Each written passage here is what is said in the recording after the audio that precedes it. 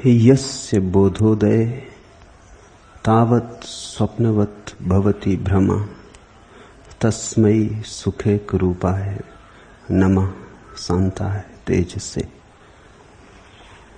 जिसके बोध के उदय होने पर समस्त भ्रांति स्वप्न के समान तिरोहित हो जाती है, उस एकमात्र आनंद रूप शांत और तेजोमय को नमस्कार है।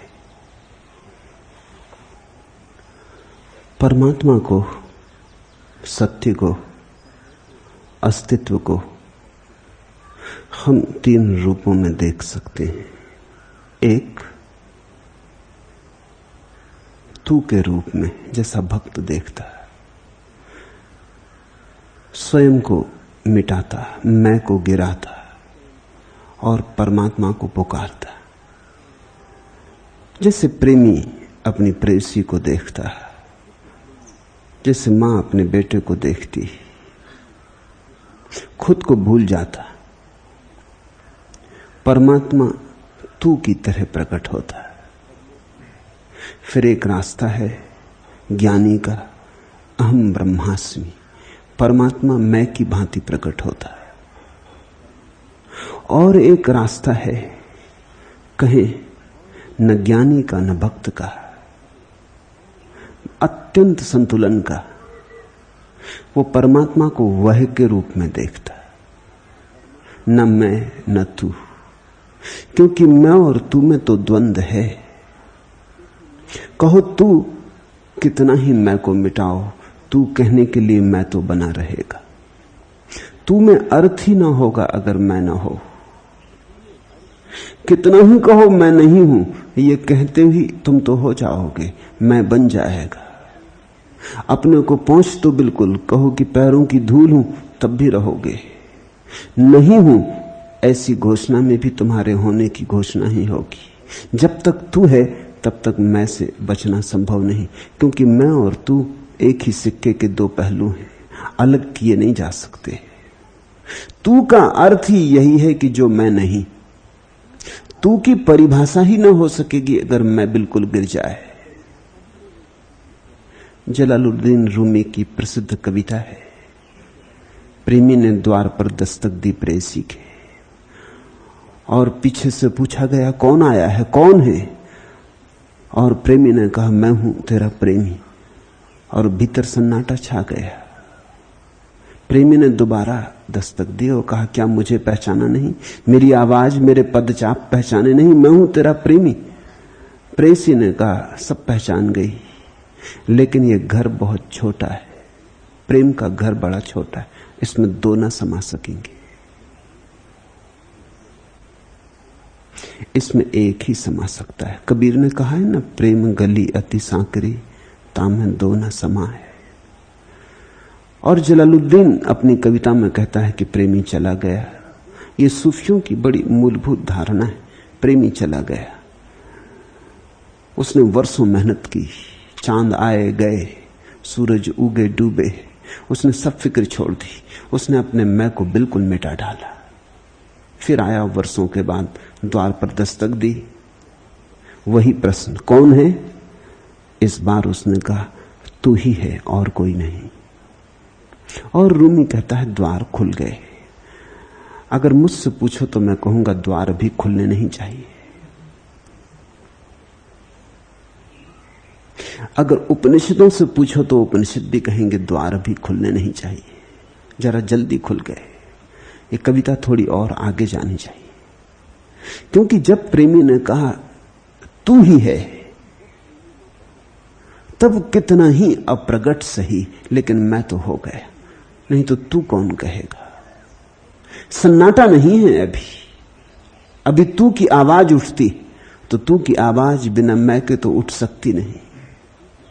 कहीं छिपा मैं मौजूद है, किसने दिया उत्तर? अगर जलालुद्दीन रूमी कहीं मुझे मिल जाए तो उससे कहूंगा कविता पूरी कर दो, ये अधूरी है। अगर मुझे कविता पूरा करना हो तो मैं कहूंगा प्रेयसी ने फिर कहा वही, इस घर में दो ना समा सकेंगे। ये घर बड़ा सकरा है। माना कि तुम अब अप्रगट होके आए हो लेकिन अभी भी तुम हो, छिप के आए हो मगर अब भी तुम हो, पर्दा करके आए हो, पर्दे की ओट में आए हो मगर अब भी तुम हो, घूंघट डाल के आए हो मगर अब भी तुम हो। बुरके से धोखा ना होगा। और मैं कहूंगा प्रेमी फिर वापस चला गया और तीसरी बार आता ही नहीं, क्योंकि कैसे आएगा? आने के लिए तो मैं चाहिए। तीसरी बार तो प्रेमी आता नहीं, प्रेयसी उसे खोजने जाती। जिस दिन उसका मैं बिल्कुल मिट जाता। तो मैं तुमसे कहता हूं, परमात्मा को पाने तुम्हें जाने की जरूरत नहीं है। तुम अगर बिल्कुल ना हो जाओ तो परमात्मा आता है। आना ही चाहिए। तुमने शर्त पूरी कर दी। तुम जाओगे भी खोजने कहां? तुम किसे खोजोगे? तुम जब तक खोजोगे तुम रहोगे। खोजने वाले में तो मैं छिपा ही रहेगा, खोजी तो रहेगा। और जब तक तुम खोजोगे तुम्हारी नजर रहेगी। किसको खोजोगे? तुम्हारी कोई धारणा रहेगी, तुम्हारा कोई मन में छिपा हुआ भाव रहेगा। तुम वही तो खोजोगे ना जो तुम खोज सकते हो। परमात्मा को कैसे खोजोगे? तुम्हारी धारणा का परमात्मा होगा। जब तक तुम हो तुम्हारी धारणा का जाल रहेगा। और अगर कभी तुम्हें कोई परमात्मा मिल भी जाए तो वो तुम्हारा स्वप्न ही होगा। इसलिए हिंदू कृष्ण से मिल जाएगा, ईसाई क्राइस्ट के दर्शन कर लेगा, बौद्ध बुद्ध की प्रतिमा के सामने खड़ा होते होते धीरे धीरे एक दिन अंतर प्रतिमा पैदा कर लेगा। वो कल्पना का ही जाल है। भावना मात्रम, भावना से ज्यादा कुछ भी नहीं। बड़ी प्यारी भावना है लेकिन है तो भावना ही, है तो अपनी ही कल्पना का विस्तार, है तो आत्म सम्मोहन ही, ऑटो हिप्नोसिस। इससे ज्यादा नहीं। सुंदर है, शुभ है, प्रीतिकर है, फिर भी सत्य नहीं। सत्य ना तो सुंदर है ना असुंदर। सत्य ना तो कड़वा है ना मीठा। सत्य ना तो फूल है ना कांटा। सत्य तो द्वंद्व के अतीत है। तो सत्य ना तो मैं है ना तू, सत्य तो वह है। इसलिए उपनिषद कहते हैं तत्वमसि श्वेत केतु। हे श्वेत केतु, तू वह है। वह बड़ी निष्पक्ष धारणा है। न मैं न तू, दोनों के पार। पहला सूत्र है आज अष्टावक्र का, बड़ा अद्भुत। यस्य बोधोदय, जिसके उदय से। नहीं कहा प्रभु के उदय से, क्योंकि प्रभु कहो तो तू आ जाता। नहीं कहा आत्मोदय से, क्योंकि आत्मोदय कहो मैं आ जाता। कहा यस्य बोधोदय, जिसके उदय से। कोई नाम नहीं दिया, कोई सीमा नहीं बांधी, सिर्फ इशारा है, कोई परिभाषा नहीं। यस्य बोधोदय तावत स्वप्नवत भवति भ्रमा।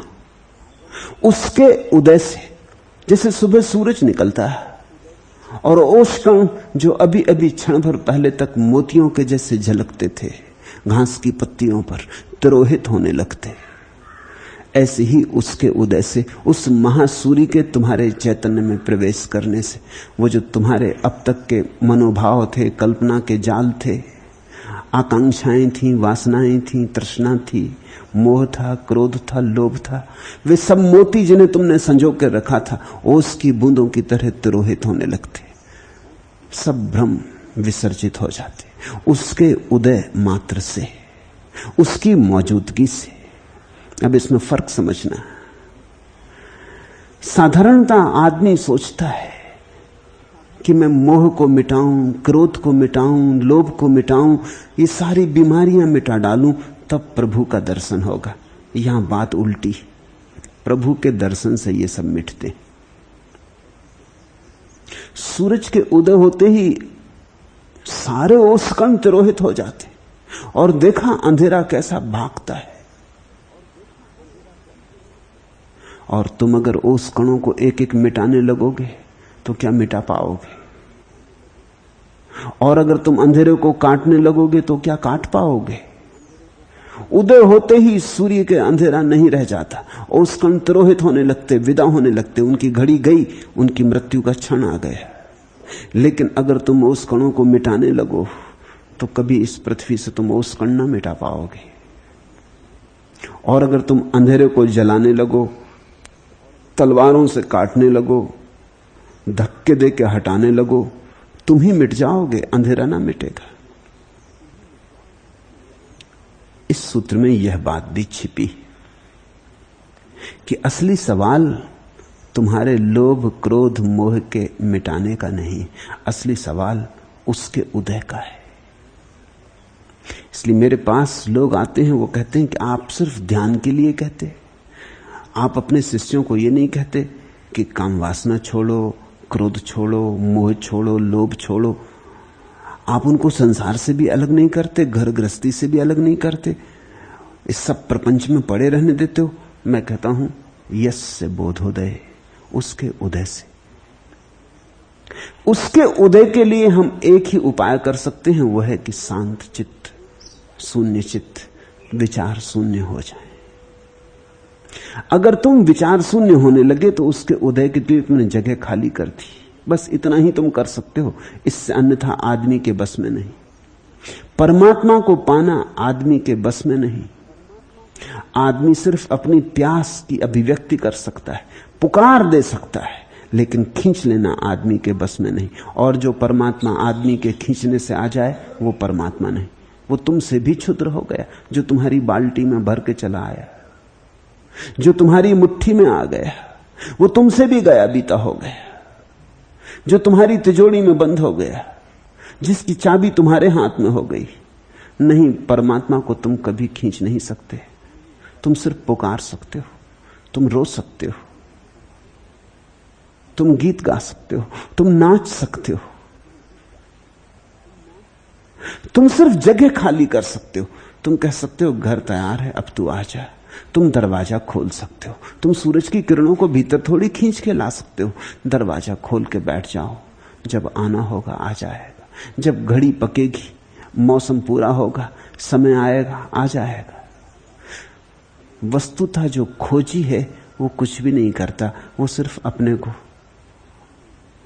ध्यान का अर्थ है खाली होकर बैठ जाता है, दरवाजा खोल के बैठ जाता है।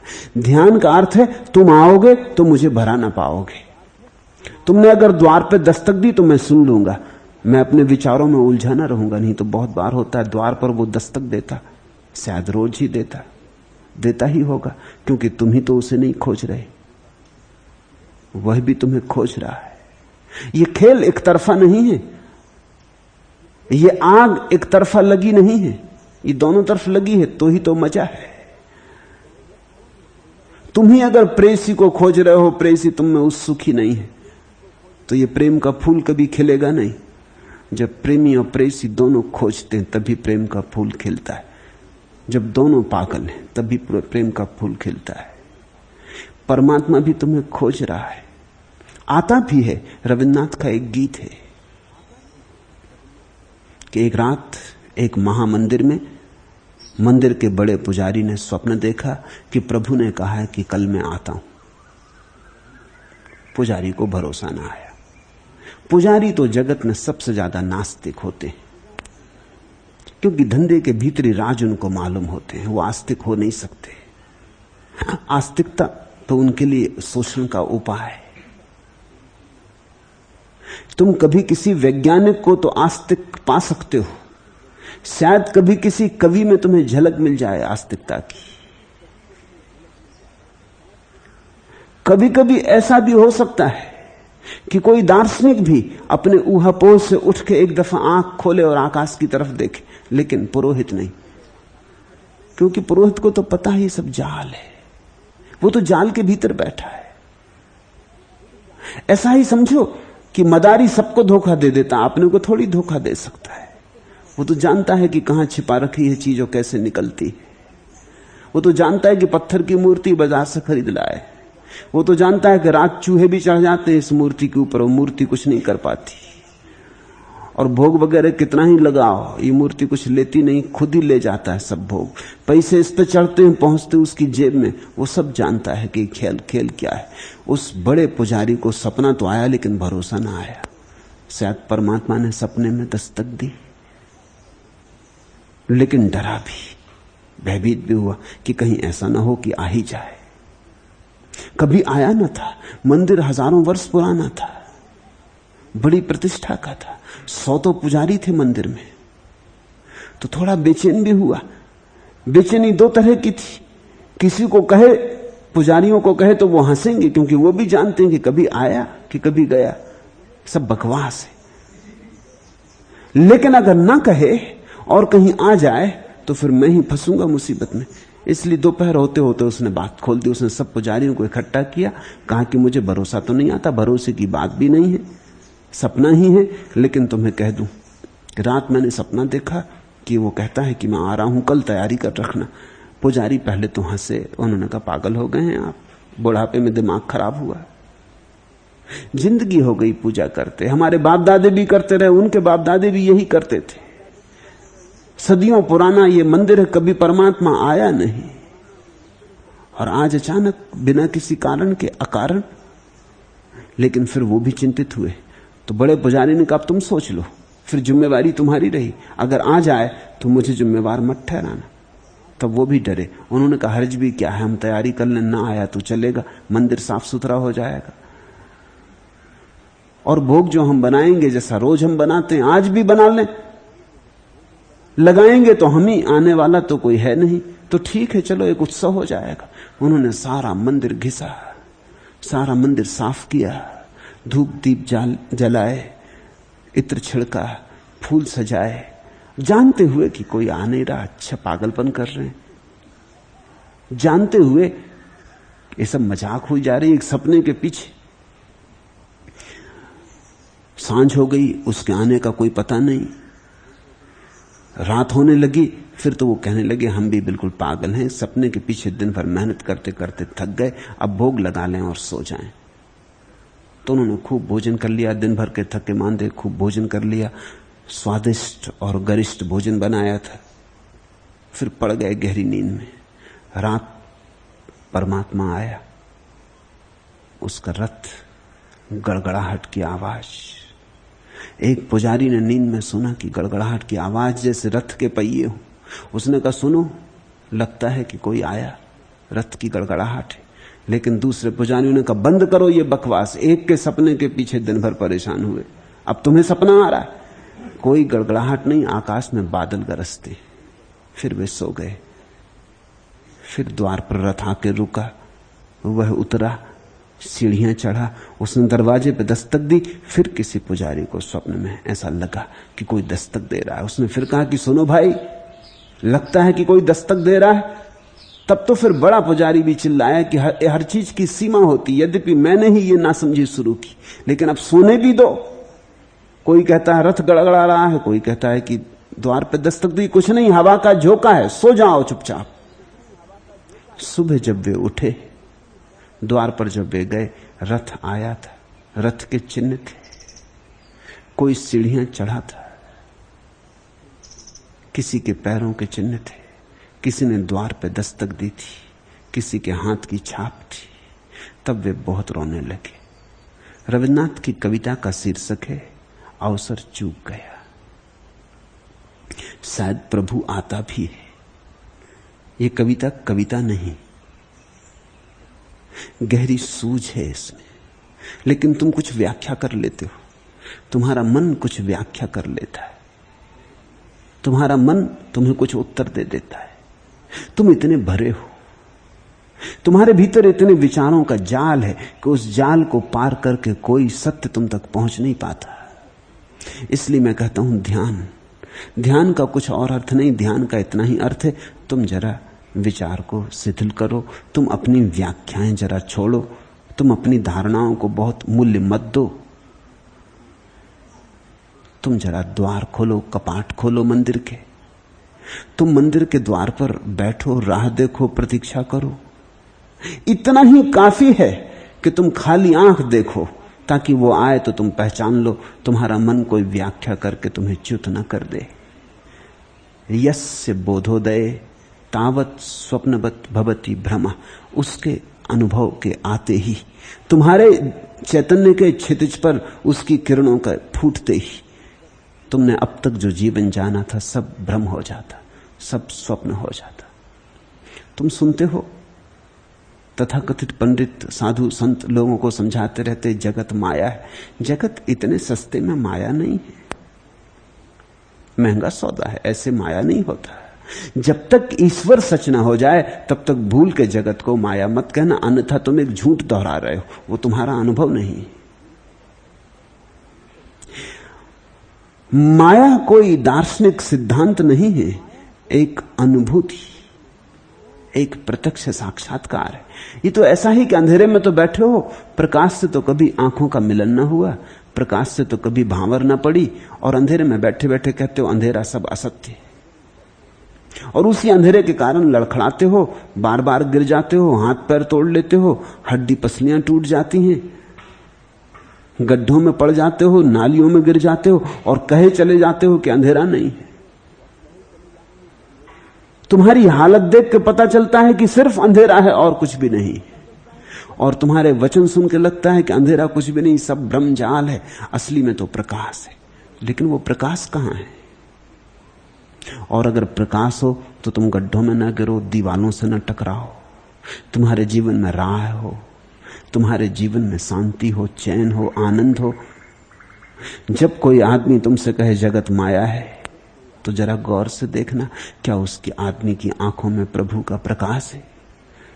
क्या उस आदमी की वाणी में शून्य का स्वर है? क्या उस आदमी के चलने बैठने में प्रसाद है? जरा गौर से देखना, क्या वो कहता है इसका कोई मूल्य नहीं है? संसार तभी माया होता जब उसका उदय हो जाता, उसके पहले नहीं। उसके पहले संसार ही सच है, परमात्मा माया है। तुम्हारे लिए परमात्मा झूठ है, संसार सच है। और अगर तुम ऐसा मान के चलो तो शायद किसी दिन परमात्मा सच हो जाए और संसार झूठ हो जाए। लेकिन तुम झूठ में खूब खोए हो। तुम मानते संसार को सच हो, जानते भी संसार को सच हो, और दोहराते हो कि संसार माया है। ये झूठा पाखंड, पांडित्य अक्सर पाखंड ही होता है। तुमने उधार शब्द सीख लिए, सुन लिया तुमने अपनी नींद में किसी और का वचन, किसी बुद्ध की वाणी सुन ली नींद में पड़े पड़े, और नींद में तुम उसे दोहराने लगे।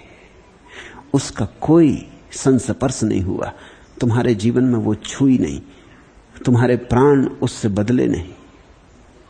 अब कोई कितना ही लाख चिल्लाए कि सुबह हो गई, सूरज निकला, अंधेरा झूठ है, और हाथ में लालटेन लिए चल रहा हो, तो तुम क्या कहोगे? तुम कहोगे अगर सूरज निकल गया, अंधेरा झूठ है, तो ये लालटेन किस लिए लिए हो? तुमने साधु सन्यासियों को देखा, एक तरफ कहते हैं संसार माया, दूसरी तरफ समझाते हैं छोड़ो, त्याग करो। अब माया है तो माया का कोई त्याग कर सकता? जो है ही नहीं उसका त्याग कैसे? एक तरफ कहते हैं संसार है ही नहीं, और दूसरी तरफ कहते हैं सावधान, कामनी कांचन से बचना।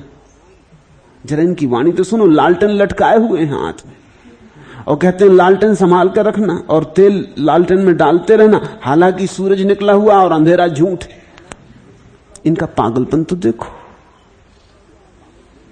अगर वस्तुतः ईश्वर है और संसार माया है तो तुम्हारे जीवन में स्वच्छंदता होगी, नियम नहीं हो सकता। यही तो अष्टावक्र का महासूत्र है कि सत्य की सुगंध स्वच्छंदता है। और ध्यान रखना, स्वच्छंदता का अर्थ उद्दंडता नहीं है। स्वच्छंदता का अर्थ है जो स्वयं के आंतरिक छंद से जीने लगा। अब कोई नियम नहीं रहे, अब बोध ही नियम है, अब जागरूकता ही एकमात्र अनुशासन है। अब बाहर का कोई अनुशासन नहीं। अब ऐसा करना चाहिए और ऐसा नहीं करना चाहिए, ऐसी कोई मर्यादा नहीं। अब तो जो उठता है होता है, क्योंकि परमात्मा ही है। तो अब तो ऐसा हो ही नहीं सकता कि क्या नहीं करना चाहिए और क्या करना चाहिए, उसके अतिरिक्त कोई है ही नहीं। सच तो यह है, जैसे ही तुम्हें लगा कि संसार माया है, तुम्हें यह भी पता चल जाता है कि तुम भी माया हो।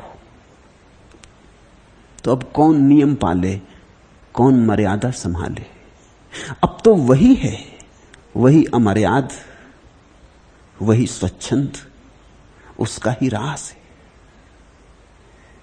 यस्य बोधोदय तावत स्वप्नवत भवति भ्रमा। तब उसके बोधोदय पर, उसके जागरण पर। और इस बोधोदय का क्या अर्थ हुआ? इसका अर्थ हुआ वह तुम्हारे भीतर सोया पड़ा है, जाग जाए बस, जरा करवट लेके उठा है बस। कहीं जाना नहीं है, थोड़ी जाग लानी। जैसे हो तुम ऐसे ही थोड़ी आंख खोलनी, थोड़े होश से भरना। ऐसे मूर्छित मूर्छित सोए सोए ना चलो, थोड़े जाग के चलने लगो। तस्मै सुखेक रूपाय नमः शांताय तेज से। उस एकमात्र आनंद रूप शांत और तेजोमय को नमस्कार है। सुनते हैं, नमस्कार राम के लिए नहीं, नमस्कार अल्लाह के लिए नहीं, नमस्कार उस तेजो में आनंद रूप शांति धर्मा के लिए, नमस्कार उस बोध के लिए, नमस्कार उस सूर्य के लिए जिसके प्रकट होते ही सब अंधकार तिरोहित हो जाता है। अष्टावक्र के ये वचन किसी संप्रदाय और किसी धर्म के लिए नहीं। अष्टावक्र के इन वचनों का कोई नाता किसी जाति, किसी देश, किसी समाज से नहीं। और जब तक तुमने अल्लाह को नमस्कार किया तब तक तुम्हारा नमस्कार व्यर्थ जा रहा है, याद रखना। और जब तक तुमने राम को नमस्कार किया तब तक तुम हिंदुओं को नमस्कार कर रहे हो, राम को नहीं। और जब तक तुमने बुद्ध के चरणों में सिर झुकाए तब तक तुम बौद्ध हो, धार्मिक नहीं। जिस दिन तुम्हारा नमस्कार जागरण मात्र को, बोध मात्र को, उस दिन तुम्हारा नमस्कार सारे अस्तित्व के प्रति हो जाएगा। उस दिन तुम्हारे ऊपर किसी मंदिर, मस्जिद, गुरुद्वारे की कोई सीमा न रह जाएगी। उस असीम को नमस्कार करते ही तुम भी असीम हो जाओगे। होना भी ऐसा ही चाहिए। असीम को नमस्कार करो और तुम सीमित रह जाओ तो नमस्कार व्यर्थ गया। नमस्कार का अर्थ क्या होता है? नमस्कार का अर्थ होता है झुक जाना, नमन, लीन हो जाना, अपने को डुबा देना। नमस्कार का अर्थ वही होता है जो अगर तुम नदी के साथ भागते हुए जाओ और जब नदी सागर में गिरती, वहां जो घटता है उसे देखो गौर से। नदी नमस्कार कर रही सागर को, सागर में लीन हुई जा रही। अगर नमस्कार के बाद तुम बच रहे तो नमस्कार नहीं, तो तुमने धोखा कर दिया, तो तुमने औपचारिक जयराम जी कर ली। तुम डूबे नहीं, तुम मिटे नहीं। नमस्कार के बाद बचोगे कैसे? भट्टो जी दीक्षित बंगाल के एक बहुत अद्भुत व्याकरणाचार्य हुए। वो 60 वर्ष के हो गए। उनके पिता उन्हें बार बार कहते कि तू व्याकरण में ही उलझा रहेगा, अरे अब मंदिर जा, अब प्रभु को नमस्कार कर, पुकार प्रभु को, अब तू भी बूढ़ा होने लगा। बाप तो कोई 80 साल के हो गए थे, लेकिन ये बेटा सुनता न था। ये सुन लेता, हंस देता, टाल जाता। लेकिन एक दिन बाप ने कहा कि सुन, अब मुझे लगता है कि मेरी आखिरी घड़ी करीब आ रही और मेरे मन में एक दुख रह जाएगा कि तू मेरे देखते देखते कभी मंदिर ना गया, तूने कभी प्रभु का स्मरण ना किया। छोड़िए बकवासी, व्याकरण में क्या रखा है, इस लिखने पढ़ने में क्या धरा, तू प्रभु को तो याद कर। भट्टो जी दीक्षित ने कहा कि अब आप मानते नहीं तो मुझे आपसे कहना पड़े। आपको मैं भी देख रहा हूं वर्षों से मंदिर जाते, लेकिन मैंने अभी तक देखा नहीं कि आपने नमस्कार किया हो, क्योंकि आप रोज वैसे के वैसे वापस लौट आते। नमस्कार के बाद कोई वापस लौटता है? वैसा का वैसा वापस लौटता है। पहले तो वापस ही नहीं लौटना चाहिए अगर नमस्कार हो गया, और अगर लौटो भी तो कुछ दूसरा होकर लौटना चाहिए। 40-50 साल से तो मुझे भी याद है, जब से मैंने होश संभाला है आपको देख रहा हूं सुबह शाम मंदिर जाते, मगर कोई क्रांति की किरण नहीं दिखी। तो मैंने सोचा ऐसा नमस्कार मैं भी करके क्या कर लूंगा। मेरे पिता कुछ न कर पाए तो मैं क्या कर लूंगा। जाऊंगा एक दिन, लेकिन तुमसे कह देता हूं बस एक बार याद करूंगा और आप तो जानते हैं मैं व्याकरण के पीछे पागल हूं। तो उसने कहा कि राम राम क्या कहना, एक बार रामा, बहुवचन कह देंगे, खत्म हुआ। बार बार राम राम राम राम राम राम कहते रहना जिंदगी भर। एक वचन कहने से क्या सार है? बहुवचन में एक दफा कह देंगे, समझ लेगा, समझ लेगा, नहीं समझा, बात खत्म हो गई, दोबारा कुछ कहने को बचा नहीं। और कहते हैं वो गया और एक बार रामा कहा और वहीं गिर गया। उड़ गए प्राण पखेरु। घड़ी बर्बाद। लोगों ने आके घर खबर दी पिता को कि आप क्या बैठे कर रहे हैं, आपका बेटा तो जा चुका है। सारा गांव इकट्ठा हो गया कि जो कभी मंदिर में ना आया था, एक बार आके राम को एक बार पुकार के अनंत यात्रा पे निकल गया। मामला क्या हुआ? पिता रोने लगे। पिता ने कहा वो ठीक ही कहता था कि एक ही बार कहूंगा, लेकिन प्राणपण से कह दूंगा, पूरा पूरा कह दूंगा, सब लगा के कह दूंगा। ऐसा रत्ती रत्ती रोज रोज दोहराना क्या सार है? और अक्सर ऐसा होता है कि रोज रोज दोहराने से, रत्ती रत्ती दोहराने से तुम्हारी दोहराने की आदत हो जाती है, तुम यंत्रवत दोहराए चले जाते। लोग बिल्कुल यंत्रवत झुकते हैं। मंदिर देखा, झुक गए। इसमें कुछ भी अर्थ नहीं, कोई प्रयोजन नहीं। बचपन से बंधी एक यांत्रिक आदत है। हिंदू मंदिर आ गया, झुक गए, जैन मंदिर आ गया, झुक गए। मैं एक यात्रा पर था और एक दिगंबर जैन महिला मेरे साथ यात्रा पर थी। उसने कसम खा रखी थी कि जब तक वो मंदिर में जाके नमस्कार न कर ले महावीर को, तब तक भोजन न करेगी। बड़ी झंझट खड़ी होती। सभी गांवों में जैन मंदिर नहीं भी है। एक गांव में मैं गया तो मैंने देखा जैन मंदिर है, तो मैं भागा हुआ आया। मैंने उससे कहा आज बड़े शुभ का समय है, तू जल्दी जा, मंदिर है। वो गई वहां से उदास लौटी। उसने कहा कि वो हमारा मंदिर नहीं, वो श्वेतांबर जैन मंदिर, दिगंबर जैन मंदिर चाहिए। मैं तो महावीर को नमस्कार करती हूं नग्न, ये कोई महावीर सजे बजे, ये महावीर नहीं। महावीर तो वीतराग रूप हो तो ही। महावीर में भी फर्क है। श्वेतांबर का महावीर, दिगंबर का महावीर। जबलपुर में मैं वर्षों तक था, वहां गणेशोत्सव पर गणेश की जुलूस निकलता, तो वहां नियम है कि ब्राह्मण का गणेश, ब्राह्मण टोले का गणेश पहले, फिर दूसरा टोला, ऐसे जैसा कि वर्ण व्यवस्था से होना चाहिए। एक बार ऐसा हुआ कि ब्राह्मणों के टोले के गणेश के आने में थोड़ी देर हो गई और चम्हारों के गणेश पहले पहुंच गए।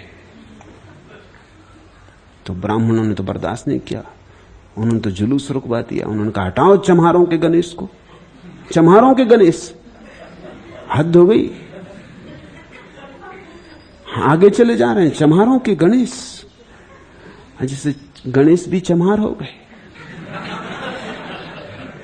सत्संग का परिणाम तो होते ही चम्हारों की दोस्ती करोगे, चम्हार हो जाओ। हटवा दिया, दंगा फसाद की नौबत आ गई। जब तक हटवा ना दिया पीछे ब्राह्मणों ने गणेश को, अपने गणेश को आगे ना कर लिया, तब तक जुलूस आगे ना बढ़ सका। ईश्वर की तुम्हारी धारणा भी बड़ी संकीर्ण है। तुम नमस्कार करते हो तो उसमें भी हिसाब रखते हो। नमस्कार का तो अर्थ ही होता है बेहिसाब। ये जो चारों तरफ विराट मौजूद है, इसमें झुको, इसमें नदी की तरह लीन हो जाओ, जैसे नदी सागर में खो जाती। तस्मै सुखे रूपाय, उस सुख रूप में झुकता हूं। नमः शांताय तेज से, उस तेजस्वी में झुकता हूं, उस शांति के सागर में झुकता हूं। बुद्ध के पास लोग आते थे तो उनके चरणों में झुक के कहते, बुद्धम शरणम गच्छामि। किसी ने बुद्ध से पूछा कि आप तो कहते हैं कि किसी के चरण में मत झुको, लेकिन लोग आपके चरणों में झुकते हैं और कहते हैं बुद्धम शरणम गच्छामि। आप रोकते नहीं, तो बुद्ध ने कहा मैं रोकने वाला कौन? वो मेरी शरण थोड़ी झुकते, बुद्ध की शरण झुकते। बुद्धत्व कुछ मुझ में सीमित थोड़ी। बुद्धत्व यानी जागरण की दशा। मुझसे पहले हजारों बुद्ध हुए हैं, मेरे बाद हजारों बुद्ध होंगे। जो आज बुद्ध नहीं है वो भी बुद्धत्व को तो भीतर संभाले हुए, किसी दिन प्रकट होगा। अभी बीज हैं, कभी वृक्ष बनेंगे। अभी कली हैं, कभी फूल बनेंगे। अभी छुपे हैं, कभी प्रकट हो जाएंगे। बुद्धम शरणम गच्छामि, वे बुद्ध की शरण जाते। उसका अर्थ ये नहीं कि मेरी शरण जाते। मैं कौन? अगर मेरी शरण जाते तो गलत जाते, अगर बुद्धत्व की शरण जाते तो ठीक जाते। मैं रोकने वाला कौन? मैं बीच में आने वाला कौन? नमन तुम्हारा उसके प्रति हो, प्रकाश रूप, शांति रूप, सुख रूप, जिसके उदय से सारा संसार ब्रह्मात्र हो जाता। संसार में तो हमारे ऐसे लगाव हैं कि मरते दम तक नहीं छूटते। मरता मरता आदमी भी। मैंने सुना एक सेठ नदी में डूब रहा था, एक गरीब भिखमंगे ने दौड़ के बचाया। कठिन था बचाना, क्योंकि सेठ भारी बजनी था, बड़ा पेट, बड़ा सेठ। गरीब भिखमंगा, हड्डी पसली सूखी, मगर किसी तरह खींच के लाया। उनको बचाने में अपनी भी जान दांव पर लगा थी। सेठ ने जब आंखें खोली, थोड़ा होश संभाला, तो 1 रुपए का नोट दिया उसे और कहा तूने मुझे बचाया, ये 1 रुपया ले, किसी दुकान से जाके भुना ला, 8 आने तू रख लेना, 8 आना मुझको दे दे।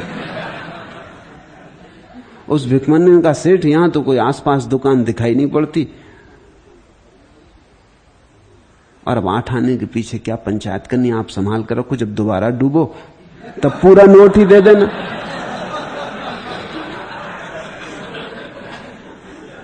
आदमी मरते दम तक भी पकड़ता है,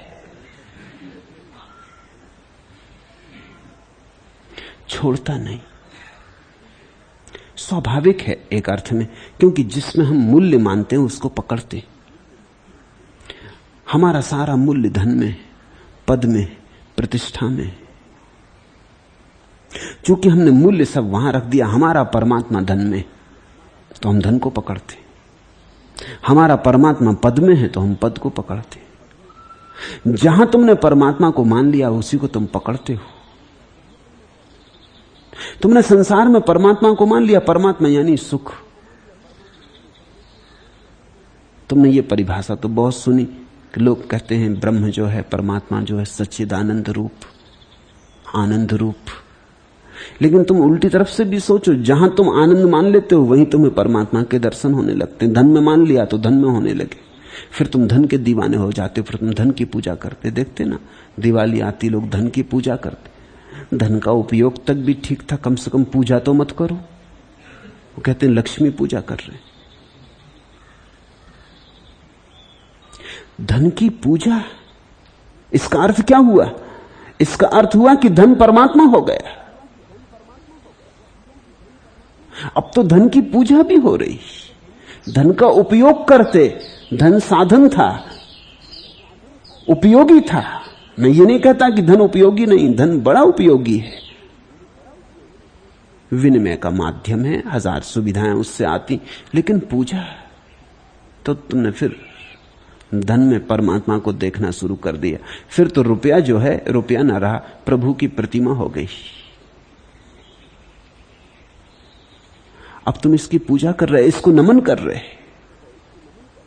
लोग जिस चीज को नमन करें, ख्याल करना कि वही उनका परमात्मा है। राजनेता गांव में आ जाए तो लाखों लोग इकट्ठे हो जाते। ये नमन किस लिए हो रहा?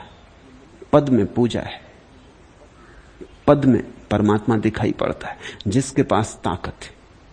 यही राजनेता कल पद पर न रह जाएगा तो स्टेशन पर लेने कुत्ते भी नहीं जाते। आदमी की तो बात छोड़ो, खुद का कुत्ता भी पूंछ नहीं हिलाएगा कि छोड़ो भी, जब थे। और लोग सलाह देने आते हैं अब छोड़ो भी अकड़, अब रस्सी जल गई, अकड़ रह गई, अब है ही क्या पास में। लेकिन अगर राजनेता पद पर है या संभावना भी हो कि कल पद पर हो सकता है, तो भीड़ इकट्ठी। तुम्हारा परमात्मा पद में है। बुद्ध एक गांव में आए। उस गांव के राजा से उस गांव के मंत्री ने कहा कि बुद्ध आते हैं, हम उनके स्वागत को चलें। राजा अकड़ीला था, उसने कहा हम क्यों जाएं, है क्या बुद्ध के पास, भिखारी ही है ना आखिर, और मैं कोई उनसे पीछे तो हूं नहीं, तो मैं जाऊं क्यों, आना होगा खुद आ जाएंगे महल, मिलना होगा खुद मिल जाएंगे। उस मंत्री ने कहा तो मेरा इस्तीफा लें। वो मंत्री बड़ा उपयोग का था, उसके हाथ में सारी कुंजियां थी राज्य की। राजा घबराया, वो तो लंपट किस्म का राजा था, उसको तो कुछ पता भी नहीं था कैसे राज्य चलता, क्या होता। वो तो सिर्फ नाम मात्र को था, असली तो वजीर था। उस वजीर ने कहा फिर मुझे छोड़ें। वो राजा कहने लगा इसमें नाराज होने की बात क्या, छोड़ने की जरूरत क्या। उसने कहा कि नहीं, अब आपके पास बैठना ठीक नहीं। गांव में बुद्ध आते हों और जो उनको नमस्कार करने ना जाए, उसके पास बैठना ठीक नहीं।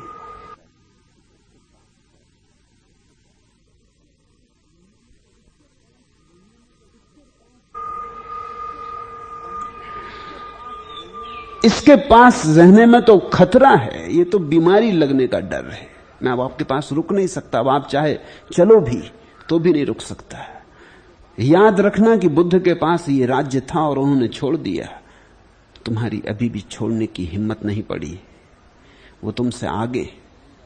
ये बुद्ध का भिकमंगापन साधारण भिकमंगापन नहीं, ये बुद्ध का भिकमंगापन बड़ा समृद्ध है, साम्राज्यों से ऊपर है, सम्राटों से पार है।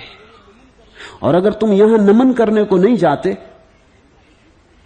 तो तुम्हारे जीवन में फिर नमन कहां से आएगा। और जिसके जीवन में नमन नहीं है, नमस्कार नहीं, उसके पास रुकना ठीक नहीं, क्योंकि उसके जीवन में सिवाय अहंकार के जहर के और कुछ भी नहीं हो सकता। नमस्कार तो अमृत है।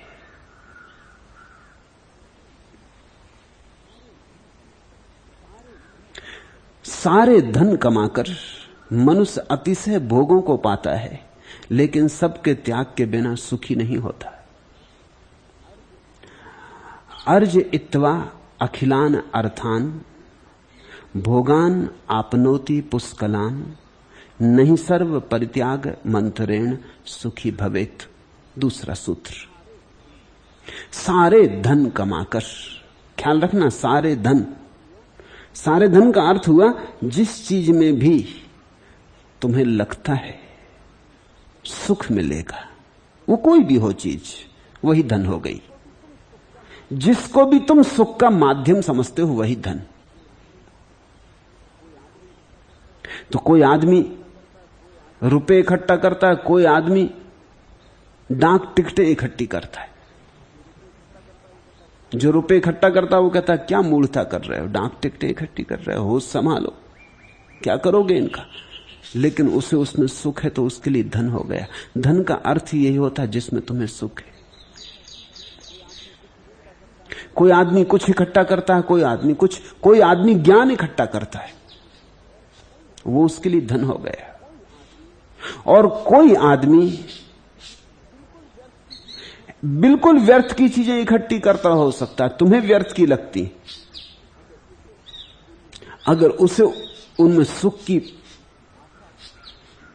आशा है तो उसके लिए धन हो गया।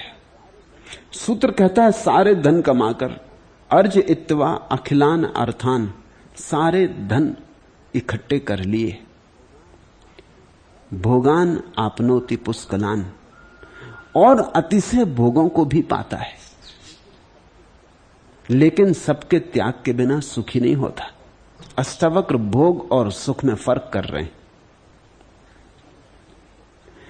अब इसे समझो, साधारणता तुम तो सोचते हो भोग यानी सुख, लेकिन भोग को अगर गौर से देखो तो तुम पाओगे भोग में कभी सुख होता नहीं, भोग में तो एक तनाव है, उत्तेजना है। भोग में तो एक ज्वरग्रस्त दशा है, शांति नहीं। शांति के बिना सुख कहां। जो आदमी धन इकट्ठा कर रहा है वो सोचता है कि इकट्ठा कर लूंगा तो सुख होगा। उसका सुख सदा भविष्य में होता है, कभी होता नहीं। वो कितना ही इकट्ठा कर ले, इकट्ठा करने में दुख बहुत होता है, क्योंकि चिंता करनी पड़ती, बेचैन रहना पड़ता, नींद खो जाती, अल्सर पैदा हो जाते, सिर दर्द बना रहता, रक्तचाप बढ़ जाता, हृदय के दौड़े पड़ने लगते। अमेरिका में तो वो कहते हैं कि जिस आदमी को 40 साल की उम्र तक हृदय का दौड़ा ना पड़े वो असफल आदमी। सफल आदमी को तो पढ़ना ही चाहिए, क्योंकि 40 साल और सफल आदमी को हृदय का दौड़ा ना पड़े। मेरे गांव में ऐसा समझा जाता था कि मारवाड़ी जब एक दूसरे के यहां विवाह करते तो वो पता लगा लेते हैं कितनी बार दिवाला डाला, क्योंकि दिवाले डालने से पता चलता है कितना धन होगा। धनी आदमी का लक्षण कितनी बार दिवाला डाला। अगर दिवाला नहीं डाला तो हालत खराब है, खस्ता है। ठीक ऐसा अमेरिका में कुछ दिन में जरूर लोग पूछने लगे कितने हार्ट अटैक हुए। नहीं हुए तो क्या भाड़ झोंकते रहे, करते क्या रहे? नाम धाम पद प्रतिष्ठा, तो हार्ट अटैक तो होना ही चाहिए। रक्तचाप कितना है, साधारण। तो जिंदगी गंवा रहे हो, कुछ कमाना नहीं। ये साधारण रक्तचाप तो आदिवासियों का होता है, और असफल आदमी या भिकमंगे, आवारा गिर्द, इनको नहीं होते हृदय के दौड़े वगैरह। चिंतातुर आदमी जो बड़ी महत्वाकांक्षा से भरा है, उसके पेट में अल्सर तो हो ही जाने चाहिए, घाव तो हो ही जाने चाहिए, क्योंकि चिंता घाव बनाती। चिंता एसिड की तरह गिरती पेट में और घाव बनाती। तो सभी महत्वाकांक्षी अल्सर से तो ग्रस्त होंगे ही। तो जो आदमी धन के लिए दौड़ता है सुख तो कभी नहीं पाता। हां, सुख की आशा में दौड़ता है, ये सच है। सुख की आशा में दुख बहुत पाता है। पाता दुख है, सुख की आशा रखता है, और सुख की आशा के कारण सब दुख झेल लेता। कहता कोई हर्ज नहीं, आज अल्सर है, आज हृदय का दौड़ा पड़ा, आज रक्तचाप बढ़ गया, कोई फिक्र नहीं, कल तो सब ठीक हो जाएगा, कल सब ठीक हो जाएगा, नहीं तो अगले महीने, नहीं तो अगले वर्ष, कभी ना कभी तो सब ठीक हो जाएगा। लोग कहते हैं कि देर हो सकती, अंधेर थोड़ी। कभी ना कभी तो प्रभु प्रसन्न होगा, कभी तो हमारे भाव को समझेगा, हमारी चेष्टा को समझेगा, कभी तो पुरस्कार मिलेगा। अष्टावक्र कहते हैं सारे धन कमाकर मनुष्य अतिशय भोगों को पाता है। तो भोग का फिर क्या अर्थ हुआ? ऐसा समझो, मैं एक घर में मेहमान हुआ। कलकत्ता के बड़े से बड़े धनी व्यक्ति थे। मैं 11 बजे रात सो जाता हूं, तो जब मैं सोने के लिए जाने लगा तो वो बोले क्या आप सोएंगे अब? तो मैंने कहा क्या इरादा है? उन्होंने कहा नहीं, मुझे तो नींद ही नहीं आती, तो मैं तो सोचता था कुछ और देर बैठेंगे, बात करेंगे। मैंने कहा नींद नहीं आती, क्या तकलीफ है? अच्छा बिस्तर उपलब्ध नहीं है, अच्छी सैया नहीं। उन्होंने कहा अच्छी सैया तो है, इससे अच्छी और क्या हो सकती? तुम्हारे पास कमी क्या है? न बेटा है न बेटी है, और धन बहुत है।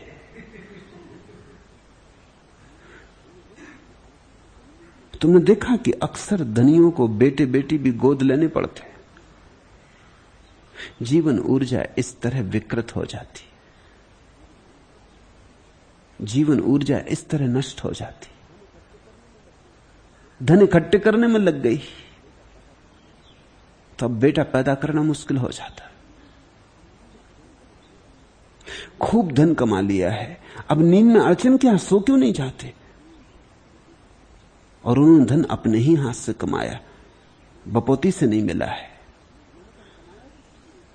और मैंने कहा कमाया किस लिए इतना अगर नींद कमा दी? उन्होंने कहा मैं यही सोचता था कमाई की दौड़ में कि एक दिन जब सब ठीक हो जाएगा, चलो कुछ दिन ना सोए तो चलेगा। धीरे धीरे ना सोना आदत का हिस्सा हो गया। चिंताएं इतनी हैं भागदौड़ की।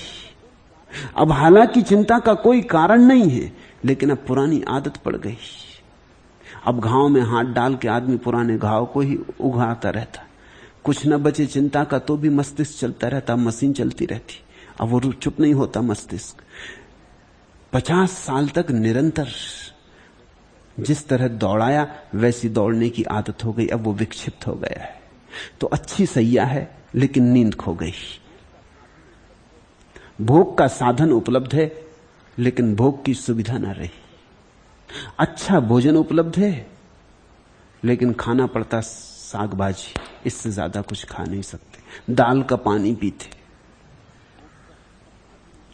भोग का सब साधन उपलब्ध है लेकिन अब भूख खो गई। जीवन गंवा दिया इकट्ठा करने में।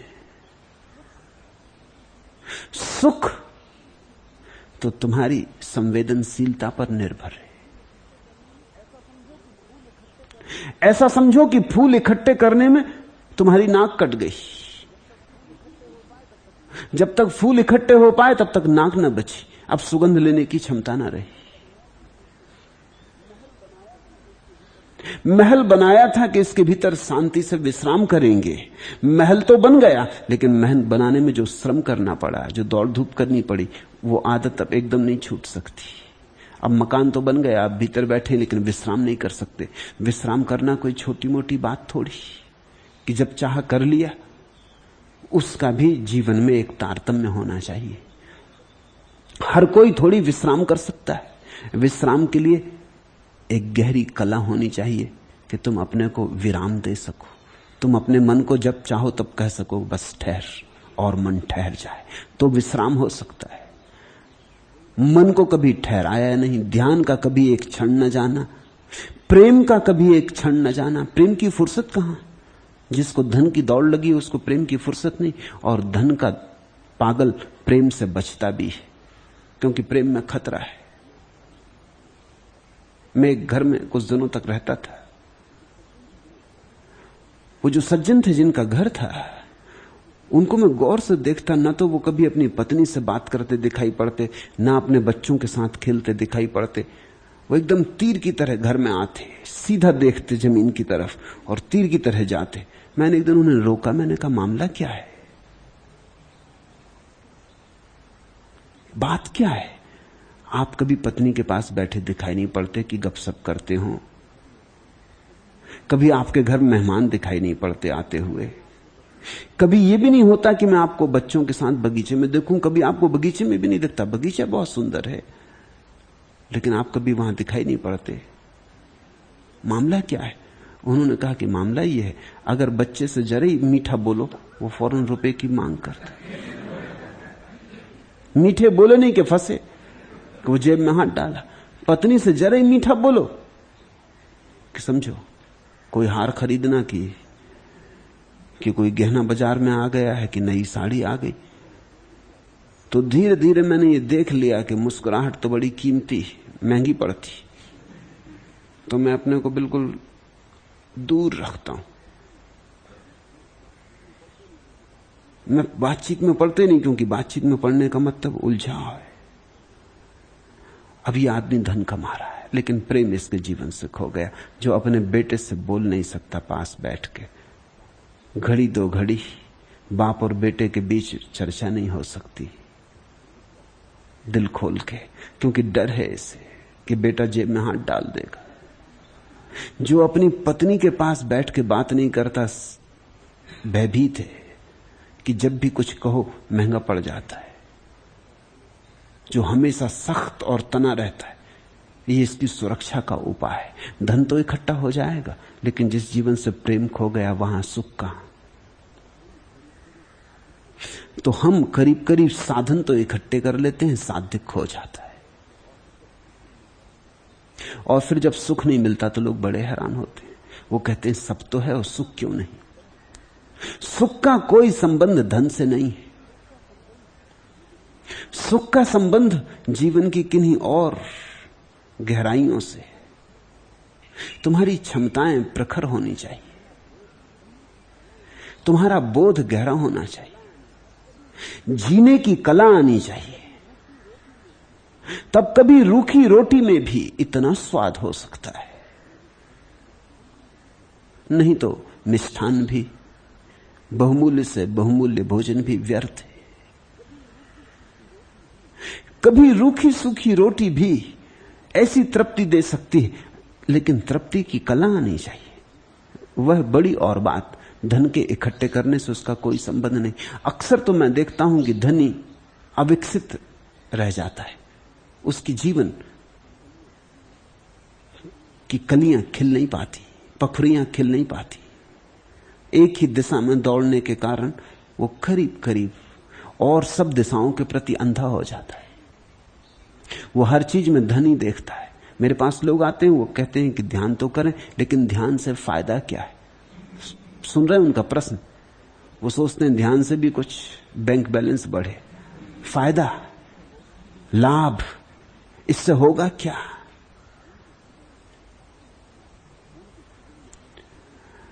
उनके जीवन में ऐसी कोई चीज नहीं रह जाती जो वो स्वांतः सुखाय कर सके, जो वो कह सकें कि सुख के लिए करते। वो पूछते नाचने से फायदा क्या? अब नाचने से फायदा क्या? पक्षी अगर पूछने लगे गीत गुनगुनाने से फायदा क्या, तो सारी दुनिया सूनी हो जाए। मगर रोज उठाते हैं, सूरज के स्वागत में नाचते हैं, गाते हैं, आनंदित हैं, सुखी हैं। धन बिल्कुल नहीं है पक्षियों के पास, लेकिन सुख है। वृक्ष फूले चले जाते हैं, कोई वृक्ष पूछते ही नहीं। अभी तक कोई अर्थशास्त्री वृक्षों में पैदा ही नहीं हुआ जो उनको समझाया कि क्यों रे ना समझो, व्यर्थ फूले चले जा रहे हो, फायदा क्या? एक बार वृक्षों को ये ख्याल डाल दे उनके दिमाग में कि फायदा कुछ भी नहीं, फूलने से फायदा क्या, तो वृक्ष फूलने बंद हो जाएं, चांद तारे रुक जाएं, फायदा क्या? सूरज ठहर जाए, ये रोशनी बरसाने से फायदा क्या? ये सारा जगत अर्थशास्त्रियों की बिना सलाह के चल रहा है, सिर्फ आदमी को छोड़कर। और आदमी अर्थशास्त्रियों की सलाह के कारण बड़े अनर्थ में पड़ गया है। उसके जीवन से सारा अर्थ खो गया है। बस एक ही बात वो पूछता है, फायदा। स्वांतः सुखाय तुलसी रघुनाथ गाथा। किसी ने पूछा तुलसी को क्यों गाई तुमने राम की कथा, तो कहा स्वांतः सुखाय। कुछ पाने के लिए नहीं, कुछ राम को रिझाने के लिए भी नहीं, वो तो रिझे ही हुए हैं। कोई रुस्वत भी नहीं दी उनको कि तुम्हारी स्तुति गाएंगे तो जरा मुझे स्वर्ग में अच्छी ठीक सी जगह दे देना। नहीं, किसी लिए नहीं, गाने में मजा आया, स्वांतः सुखाय, सुख आया। तुम ख्याल करना, जब भी तुम कोई काम बिना कुछ पाने की आकांक्षा के करते हो तभी सुख आता है। और जहां भी कुछ पाने की आकांक्षा है वहीं दुख है, वहीं तनाव है। धन से तो सुख मिल नहीं सकता, क्योंकि धन का मतलब ही यह है कि धन साधन है और सुख बाद में आएगा। रुपया हाथ में रखने से तो सुख किसी को भी आता नहीं। कितने ही रुपए के ढेर लग जाएं तो भी सुख नहीं आता। सुख मिलेगा धन के इकट्ठे होने से पहले। हम धन इकट्ठा कर लें, फिर सुख मिलेगा। ऐसे लोग तैयारियां ही करते रहते हैं और तीर्थ यात्रा पर कभी नहीं निकलते। टाइम टेबल ही देखते रहते, जाना है, जाते नहीं, क्योंकि तैयारी कभी पूरी नहीं हो पाती, तो जाएं कैसे? तुम चकित हो गए, इस जगत के बड़े से बड़े धनी लोग भी निर्धन से भी ज्यादा निर्धन होते। उनका बाहर का धन तुम देखोगे तो पाओगे बहुत धनी, उनके भीतर जरा झांकोगे तो पाओगे राख ही राख। वहां अंगार भी नहीं, वहां जरा भी ज्योति नहीं जलती, मुर्दा ही मुर्दा। धनी आदमी को जीवित तुम मुश्किल से पाओगे। कारण, क्योंकि जीवन ही बेच बेच के तो धन इकट्ठा कर लिया। जीवन की सारी संवेदनाएं, जीवन की सारी क्षमताएं, जीवन का सारा काव्य तो बेच डाला और धन इकट्ठा कर लिया, इस आशा में कि फिर कुछ मिलेगा। इसे मैं तुम्हें कह दूं, इस क्षण में है सुख, और अगर तुमने अगले क्षण में सोचा तो तुम धन लोलुप हो। इसलिए मैं तुमसे यह भी नहीं कहता कि सिर्फ धनी ही पागल है। जो सोच रहा है स्वर्ग में मिलेगा वो भी उतना ही पागल है। जो सोच रहा है परमात्मा को पालूंगा फिर सुख मिलेगा वो भी पागल है। क्योंकि सबका तर्क एक ही है। तर्क यह है कि कुछ होगा, मिलेगा, फिर सुख। सुख जैसे परिणाम में आएगा नहीं, सुख या तो अभी या कभी नहीं। तुम यहां बैठे हो, अगर तुम सोच रहे हो कि मुझे सुन के तुम समझ लोगे, समझ में से सार निचोड़ लोगे, फिर अपने जीवन का वैसा व्यवस्थापन करोगे, तब तुम सुख को पाओगे। तुम चूक गए। तब यही तुमने धन बना लिया, फिर ये भी धन हो गया, फिर यहां भी लोभ आ गया। लोग आते हैं, एक डॉक्टर, उनको मैंने कहा कि तुम बैठे बैठे नोट क्यों लेते रहते हो? उन्होंने कहा कि नोट इसलिए लेता हूं कि बाद में काम पड़ेंगे। मैंने कहा हद हो गई। मैं समझा समझा के परेशान हुआ जाता है कि बात की फिक्र मत करो, बात काम पड़ेंगे। अभी मैं तुम्हारे सामने कुछ मौजूद कर रहा हूं, तुम सुख ले लो, तुम सुखी हो जाओ। सुखी भवेत, अभी और यही। तुम ये क्षण जो सुख का बह रहा है मेरे और तुम्हारे बीच, इसे नोट लेके खराब कर रहे। तुम धन इकट्ठा कर रहे, फिर नोट यानी धन, फिर पीछे काम पड़ेंगे, फिर देख लेंगे उल्टा के कापी, फिर संभाल कर रख लेंगे, फिर इसके अनुसार जीवन को बनाएंगे। ये टाइम टेबल बन जाएगा, लेकिन यात्रा कभी ना होगी। एक गांव में रामलीला हो रही थी। लंका से लौटते हैं राम, सीता, हनुमान, तो उतरता है पुष्पक विमान, रामलीला का विमान। तो एक रस्सी से बांध के एक डोला नीचे उतारा हुआ था, उसमें बैठते और रस्सी खींच ली जाती। अब ऊपर जो चढ़ा था अंधेरे में बैठा हुआ, उसको कुछ ठीक समय का बोध ना रहा। इसके पहले कि रामचंद्र जी चढ़ते उसने डोला खींच लिया। तो खड़े रह गए रामचंद्र जी, लक्ष्मण जी, हनुमान जी। हनुमान जी ने थोड़ी उछल कूद भी की, मगर फिर भी न पहुंच पाए, डोला एकदम चले ही गया। छोटे छोटे बच्चे थे गांव के जो बने थे, राम लक्ष्मण। तो लक्ष्मण ने पूछा अपने रामचंद्र जी से कि बड़े भैया, अगर आपके सूटकेस में टाइम टेबल हो तो देख के बताएं दूसरा हवाई जहाज कब छूटेगा।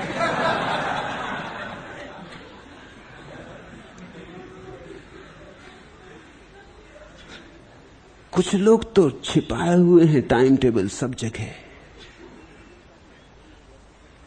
टाइम टेबल का भी अध्ययन लोग ऐसे करते हैं जैसे कुरान बाइबल का कर रहे हैं।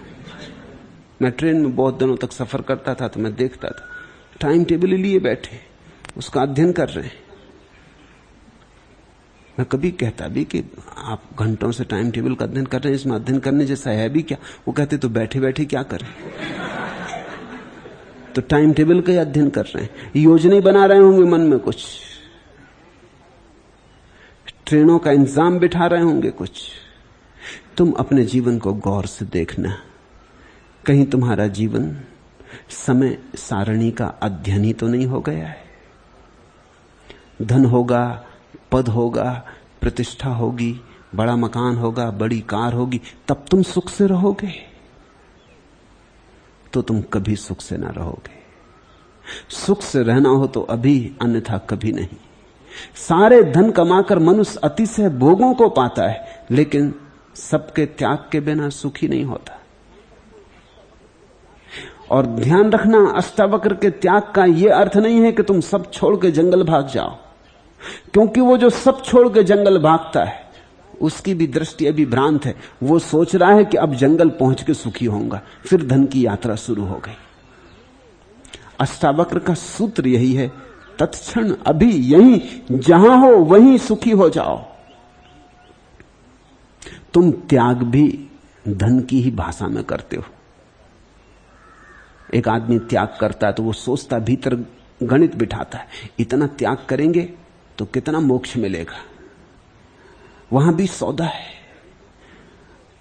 इतने उपवास करेंगे तो स्वर्ग की किस सीढ़ी पे पहुंचेंगे? कितने उपवास करने से और कितना शरीर को गलाने तपाने से सिद्ध शिला पर विराजमान होंगे? हिसाब लगा रहा। दुकानदार ही है ये, इसकी दुकानदारी बंद न हुई, इसने दुकानदारी नए आयाम में फैला दी। नहीं, धार्मिक व्यक्ति वही है जो कहता है सुख पाने के लिए कोई जरूरत नहीं है, सुख हमारा स्वभाव है, उसे कल नहीं पाना है, अभी उपलब्ध है, उसे अभी इसी क्षण उसमें हम डूब सकते, लीन हो सकते।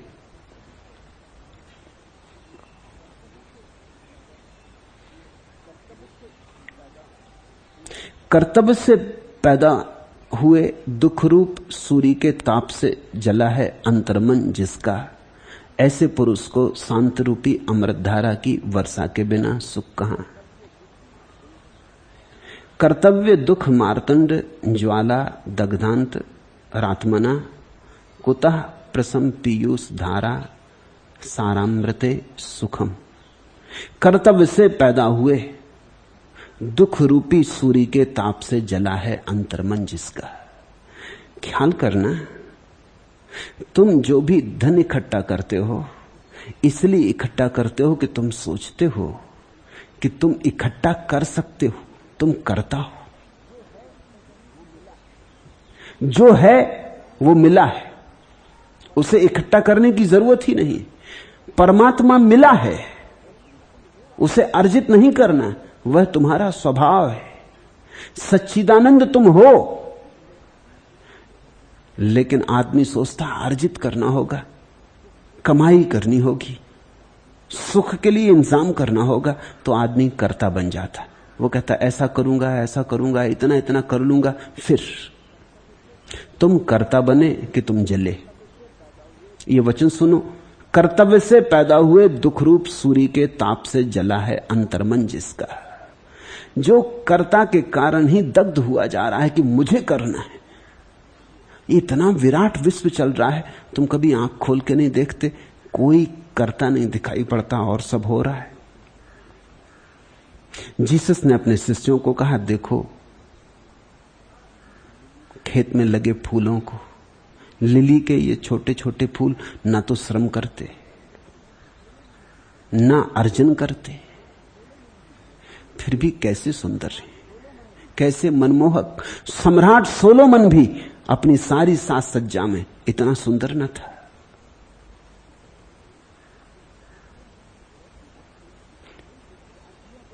क्या अर्थ हुआ इसका?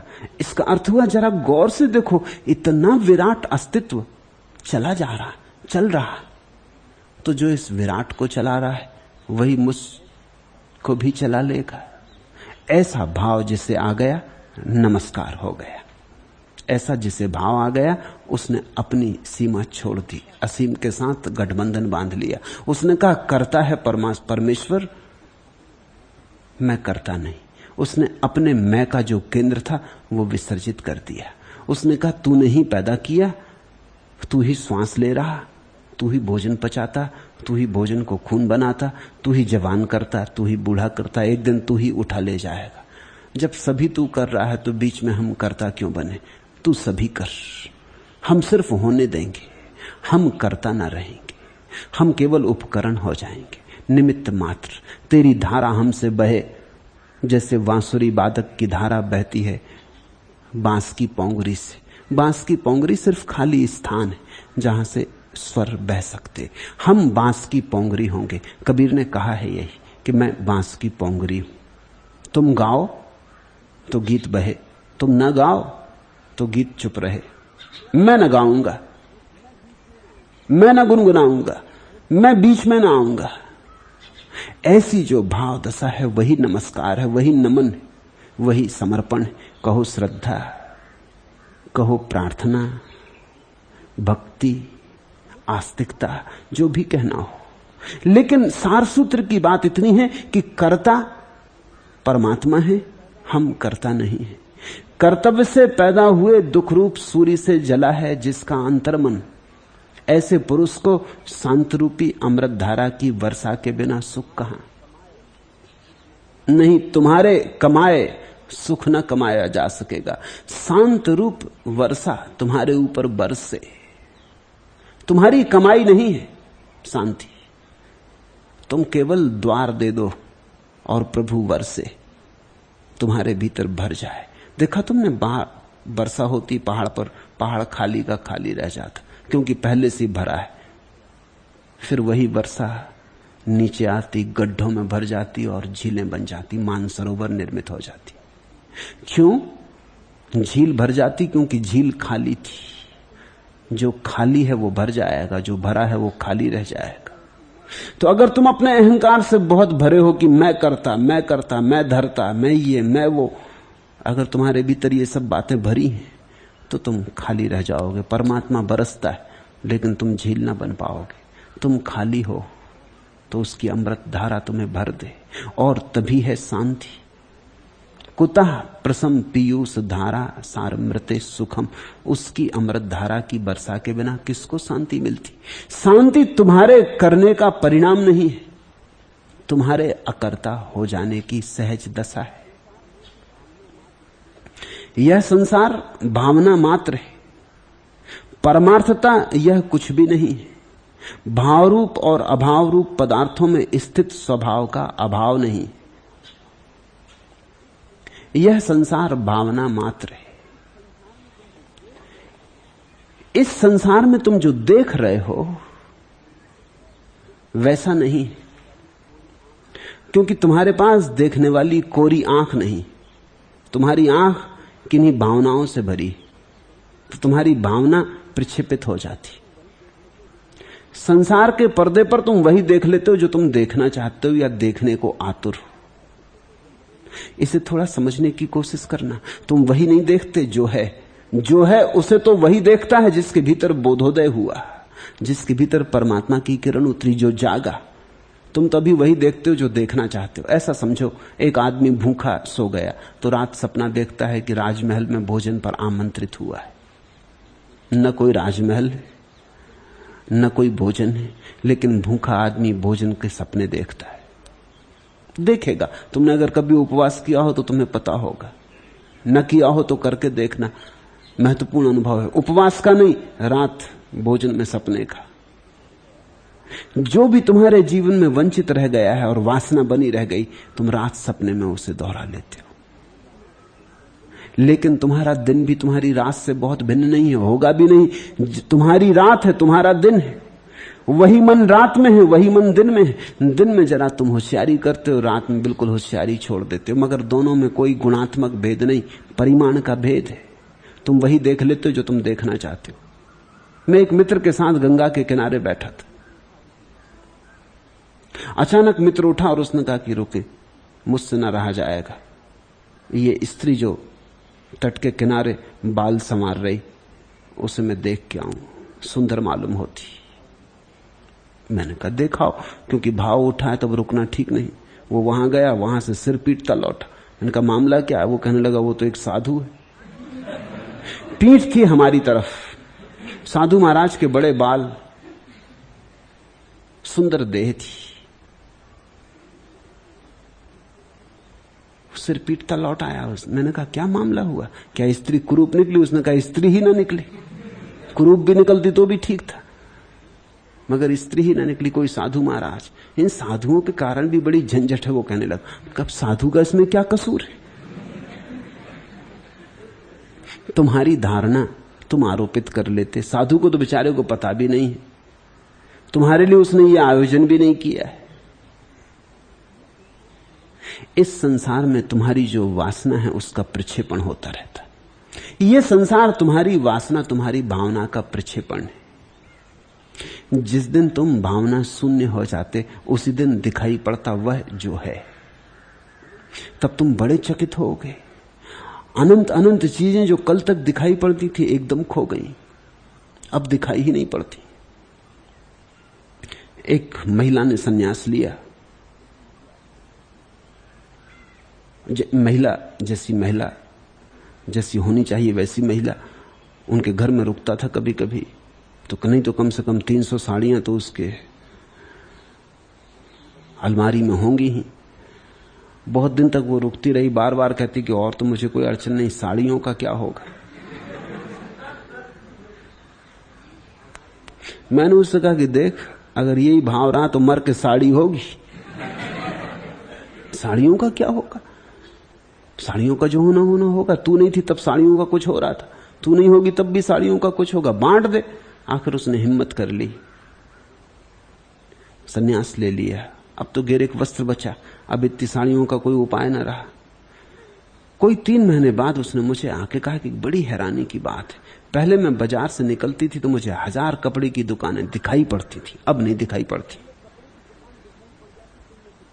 पहले कपड़े की दुकान दिखाई पड़ जाती तो मैं फिर जा ही नहीं सकती थी, 1000 काम छोड़ के भीतर जाती थी, जब तक देख ना लूं कि कोई नई साड़ी तो नहीं आ गई, कोई नया कपड़ा तो नहीं आ गया।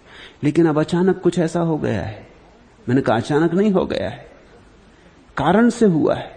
अब गैरिक वस्त्र ही पहनना है तो और वस्त्र पहनने का भाव गिर गया, बचा नहीं भाव, तो उसकी खोज बंद हो गई। खोज बंद हो गई तो अब कपड़े की दुकान में क्या अर्थ है। चम्हार को बिठा दो सड़क के किनारे, वो सिर्फ तुम्हारे जूते देखता, वो तुम्हारा चेहरा देखता ही नहीं।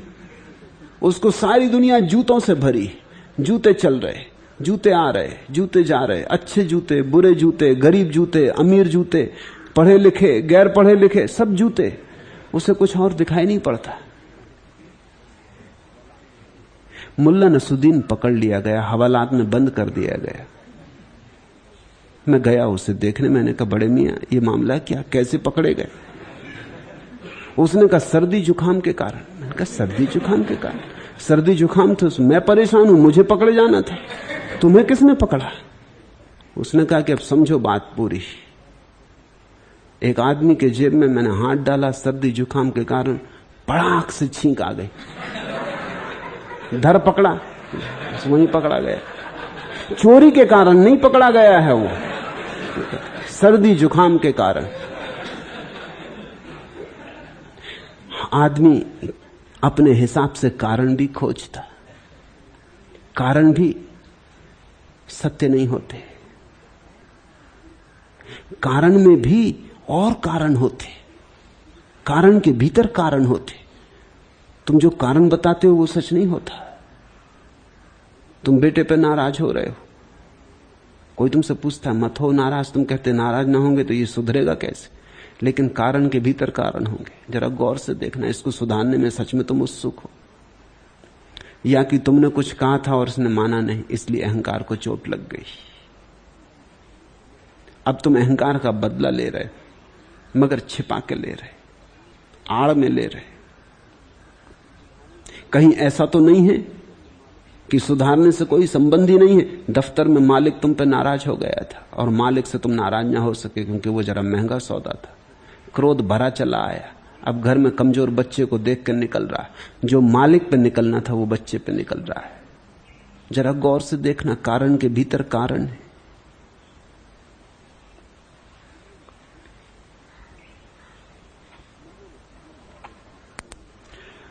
मुल्ला नसुद्दीन एक दिन रात 2 बजे सड़क से निकल रहा है। एक पुलिस वाले ने उसे पकड़ा और कहा कि महानुभाव, रात के 2 बजे तुम कहां जा रहे हो? तो उसने कहा भाषण सुनने। कमाल है, उस कांस्टेबल ने कहा रात के 2 बजे भाषण सुनने? कौन बैठा भाषण देने को यहां 2 बजे रात? होश की बातें करो, पी पा के तो नहीं चल रहे हो? नसुद्दीन ने कहा आपको मेरी पत्नी का पता नहीं हुजूर, 2 बजे क्या, पूरी रात बैठी रहेगी जब तक मैं न जाऊं, जब तक मुझे भाषण न सुनाए तब तक वो सो नहीं सकती। भाषण सुनने जा रहा हूं। कारण के भीतर कारण है, अपने अपने कारण है। तुम जरा गौर से देखना, तुम जीवन की परत दर परत में ऐसा पाओगे।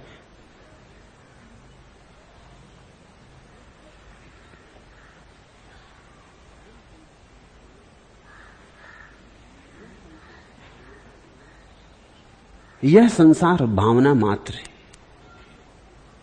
भवो अयम भावना मात्रो न किंचित परमार्थता। इसकी कोई पारमार्थिक सत्ता नहीं है। तुमने जो संसार अब तक देखा है वो तुम्हारी भावनाओं का ही संसार है। तुमने वह तो देखा ही नहीं जो है, जिससे कृष्णमूर्ति कहते हैं दैट विच इज, जो है वो तो तुमने देखा नहीं। तुमने वही देख लिया है जो तुम देखना चाहते थे। तुमने वही देख लिया है जो तुम देख सकते थे अपने अंधेपन में। तुमने वही देख लिया है जो तुम देख सकते थे अपनी बेहोशी में। तुमने वही देख लिया जो तुम देख सकते थे अपनी विक्षिप्तता में। तुमने कुछ का कुछ देख लिया है। देखा तुमने, रास्ते पर रस्सी पड़ी हो, तुमने सांप देख लिया, भागे, हाँपने लगे कि गिर पड़े। मेरे गांव में एक कबीरपंथी साधु थे, अब तो चल बसे। उनका व्याख्यान सुनने में सदा जाता था। वो व्याख्यान में कुछ ऐसी बातें कहते थे जिनका उनके जीवन से कोई तालमेल नहीं था। मैं यही सुनने जाता था कि आदमी कितना गजब कर सकता। वो कहते संसार माया, और एक एक पैसे पे उनकी पकड़ थी। और वो कहते कि यहां रखा क्या है, ये सब तो जैसे रेत में बच्चे मकान बनाते। और उनको मैं देखता कि वो 24 घंटे छाता लिए भर दोपहरी में हम खड़े हैं और आश्रम बनवा रहे हैं। सोचता बड़ा मजे की बात है, भर दोपहरी में खड़े रहते हैं, पसीना चूता रहता, और ये रेत के घर बना रहे हैं जो गिर जाने वाले। मामला क्या है, इतने परेशान क्यों हो रहे हैं? कहते पैसे लत्ते में तो कुछ भी नहीं है, लेकिन एक एक पैसे पे उनकी पकड़ ऐसी थी कि गांव में उनसे ज्यादा कंजूस आदमी नहीं था। तो उनकी बातें मैं सुनने जाता था, ये देखने कि आदमी कितनी दूर की बातें कह सकता है। वो सदा कहते थे कि संसार तो ऐसा जैसे रस्सी में सांप दिखाई पड़ जाए। ये मैंने इतनी बार सुना, करीब करीब वो रोज ही कहते थे, रज्जू में सर्प दिखाई पड़ जाए ऐसा। सुन सुन के मुझे एक ख्याल आया, मैंने कहा इन पर प्रयोग करना चाहिए। वो रोज मेरे मकान के सामने से सांझ को निकलते थे, तो एक रस्सी में पतला धागा बांध के रस्सी को दूसरी तरफ सड़क की नाली में डाल के मैं एक खाट के पीछे मकान में जाके छिप के बैठ गया, धागा हाथ में रख लिया। जब वो आ रहे थे वहां से तो मैंने वो धागा खींचा, रस्सी नाली से बाहर निकली। वो तो ऐसे भागे कि कोई 5-7 कदम पे उनकी लुंगी फंस गई और गिर पड़े।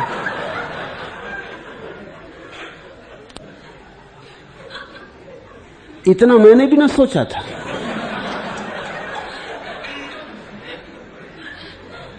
और मैं पकड़ भी लिया गया क्योंकि सारी भीड़ इकट्ठी हो गई। और मेरे पिता ने मुझसे पूछा ये तुमने किया क्यों? बूढ़े आदमी हैं, हाथ पैर टूट जाए, कुछ हो जाए, ये कोई मजाक की बात है? मैंने कहा मैंने किया भी नहीं, इन्हीं ने सुझाव दिलवाया। ये रोज कहे जाते। आखिर एक सीमा होती सुनने की भी। मैं सुनते सुनते थक गया, तो मैंने ये सोचा कि कम से कम इनको तो ना दिखाई पड़ेगा। इनको भी दिखाई पड़ गया, ये भूल ही गए। रस्सी में सांप दिखाई पड़ता भय के कारण, वो भय का प्रक्षेपण। जो हमें दिखाई पड़ रहा है वो हमारा प्रक्षेपण है। जब अष्टावक्र जैसे मनीषी कहते हैं कि संसार ब्रह्मवत है, माया है, तो तुम ये मत समझना कि वो ये कह रहे हैं कि झूठ है। वो इतना ही कह रहे हैं जैसा है वैसा तुमने नहीं जाना, कुछ का कुछ जान लिया है, कुछ का कुछ दिखाई पड़ गया। क्योंकि भय है, लोभ है, मोह है, क्रोध है, ईर्ष्या है, जलन है, 1000 तुम्हारे भीतर पर्दे, उन पर्दों में से सब विकृत हो जाता है। कुछ सीधा सीधा दिखाई नहीं पड़ता। आंख साफ सुथरी नहीं, बहुत धुएं से भरी है। भवो अयम भावना मात्रो न किंचित परमार्थता। ये संसार जो तुम जानते हो तुम्हारे पास है, ये सिर्फ तुम्हारी भावना है। किसी को पत्नी मान लिया है, किसी को बेटा मान लिया है, किसी को अपना किसी को शत्रु, किसी को मित्र, सब मान्यता है। कौन तुम्हारी पत्नी? 20-25 वर्ष तक एक दूसरे से अपरिचित जिए, फिर एक दिन कोई पंडित बिठा दिया कुंडली तुम्हारी दोनों की। ये पंडित अपनी ही कुंडली बिठा नहीं पाए, इनकी और इनकी पत्नी का जरा दर्शन तो करो जाके कि क्या चल रहा है, और ये हजारों की कुंडली बिठाए जा रहे हैं।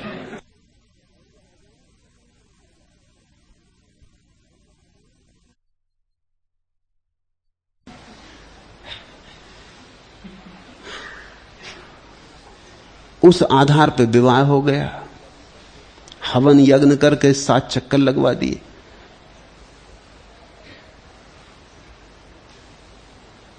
एक सज्जन मेरे पास आए, उन्होंने कहा कि बड़ी मुश्किल में पड़ गया हूं, अब विवाह हो गया, भांवर पड़ गई, 7 चक्कर लग गए, अब बनती तो बिल्कुल नहीं है। ऐसा कष्ट झेल रहे हैं दोनों कि जिसका कोई हिसाब नहीं। तो मैंने कहा तुम उल्टे चक्कर क्यों नहीं लगा लेते? 7 खत्म करो मामला, ये चक्कर ही का मामला है ना। ऐसे लगाए थे, अब वैसे लगा लो। गांठ बंध गई, गांठ खोल लो, करना क्या है? इसमें इतने परेशान क्यों हुए जा रहा है? 2 जीवन क्यों खराब किए ले रहे हो? नहीं, वो कहते हैं अजी ये कैसे हो सकता? अब जब बन सकते हैं साथ डालने से, तो खुल क्यों नहीं सकते? मेरी समझ में नहीं आता। तुम्हारे जीवन के जो राग, संबंध, आसक्तियां, द्वेष, उन सब से जो जाल है, उसको ही संसार कह रहे हैं। ये संसार भावना मात्र है, परमार्थता यह कुछ भी नहीं। भावरूप अभावरूप पदार्थों में स्थित स्वभाव का अभाव नहीं। बस एक चीज यहां सच है, और वह है तुम्हारा साक्षी भाव, तुम्हारा स्वभाव। कुछ है, कुछ नहीं भी है।